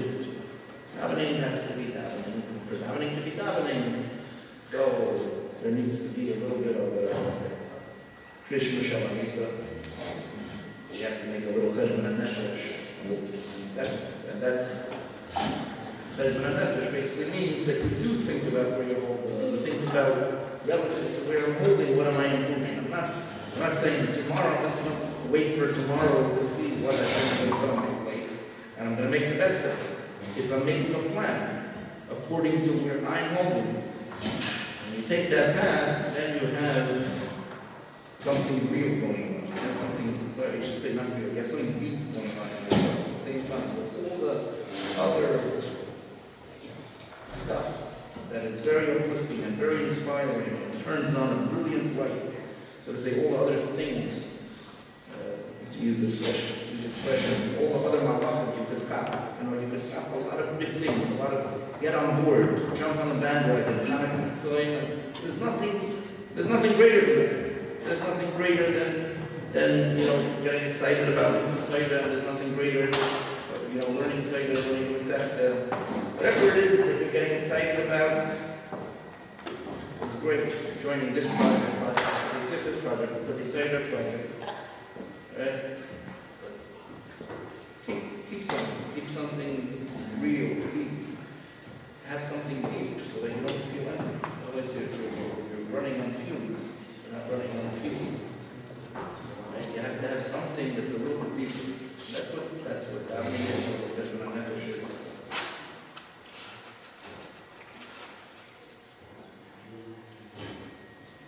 L'chaim.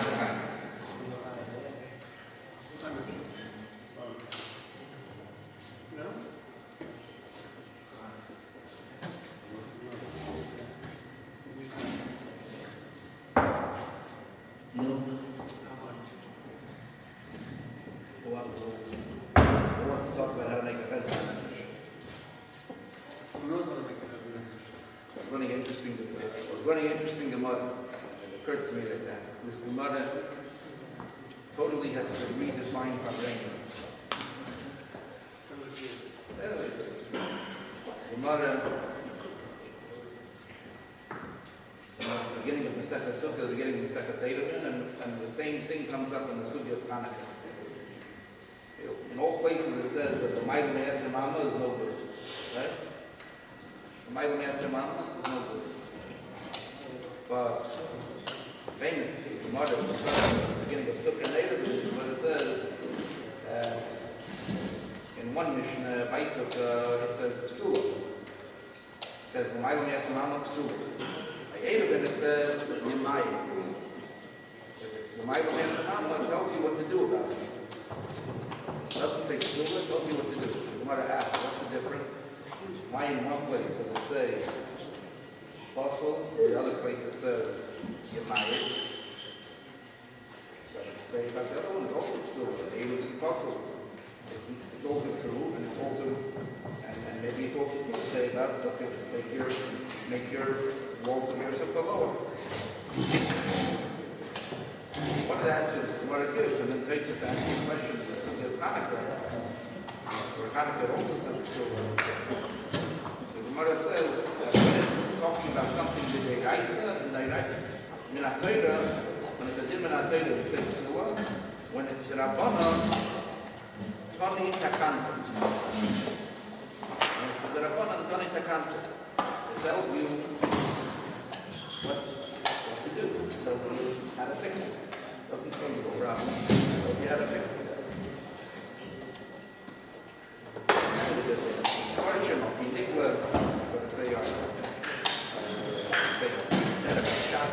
Talking about why did they say Psula and why did Rabbanan come to come. The concept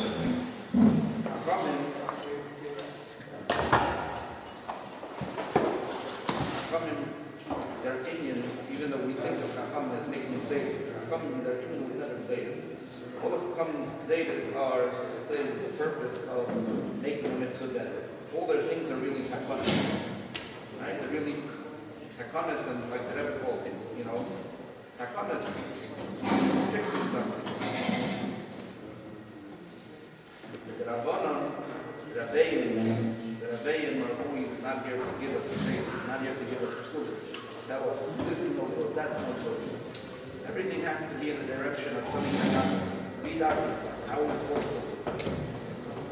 And sometimes when we don't really work on ourselves properly, it's hard to give that clear direction. We kind of get lost in the guidance, the parameters from the steps.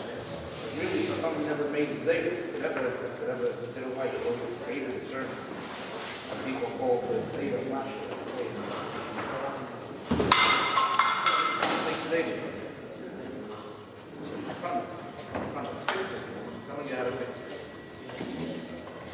We really need a Farbrengen to say, how do we do Krishna Shabbat? I wish that I could properly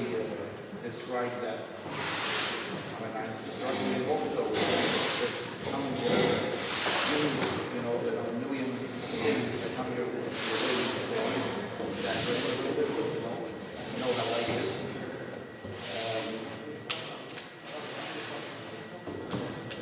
A lot of things move into that. It's very hard to understand what it means. I was talking to Farbrengen, I would say that the Farbrengen, I could describe in the life of Farbrengen. My own life right now is harder. Dealing with a lot of things. It's harder to stay focused. What do I have to work on? In my ability. Take the same thing, as the Shah says, stay focused on the same thing for 2 years. Hard. Yuda, if you have one. Yuda, you have the concept. Honey, tell us how to do it. Yuda is a mashpi in yeshiva.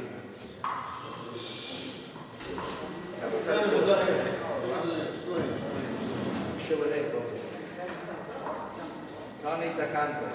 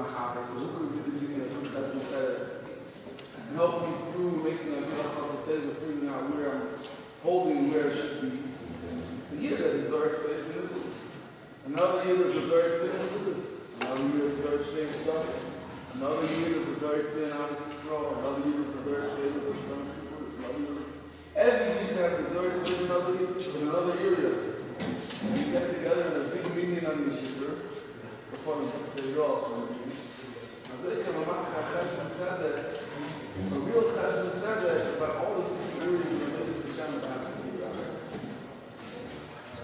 it's not how it's right. I'm saying Kislev, you do a confident said, but that's not the Hashem. Confident would be that what there is if on Yom Kippur we have the whole avoid is known in Shul, because Kislev is not much that avoid is known by Farbrengen. This sounds every gift for How do you do Mishnah Shema? all new oasis and one of Chesed says as we said, we made the Kislev Shema rain and the rain. Instead of a meeting in someone else's office, you work out. It's very practical. Very simple way to get the Chesed said. Find someone that sells in that area, sit there and make the box.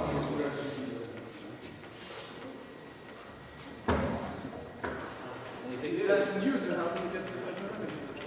Yeah. Because the end of the siddur, it says at the end of the siddur, it says they get rid of every right. Still, you have to deal with one thing at a time. They want to help you with the Krishna. What are you saying? What are you saying? You're not saying no one helps you.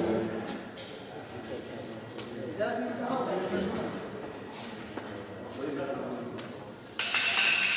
That's not good. That's not good. That's not good. Because like in Shul, brother, everybody else.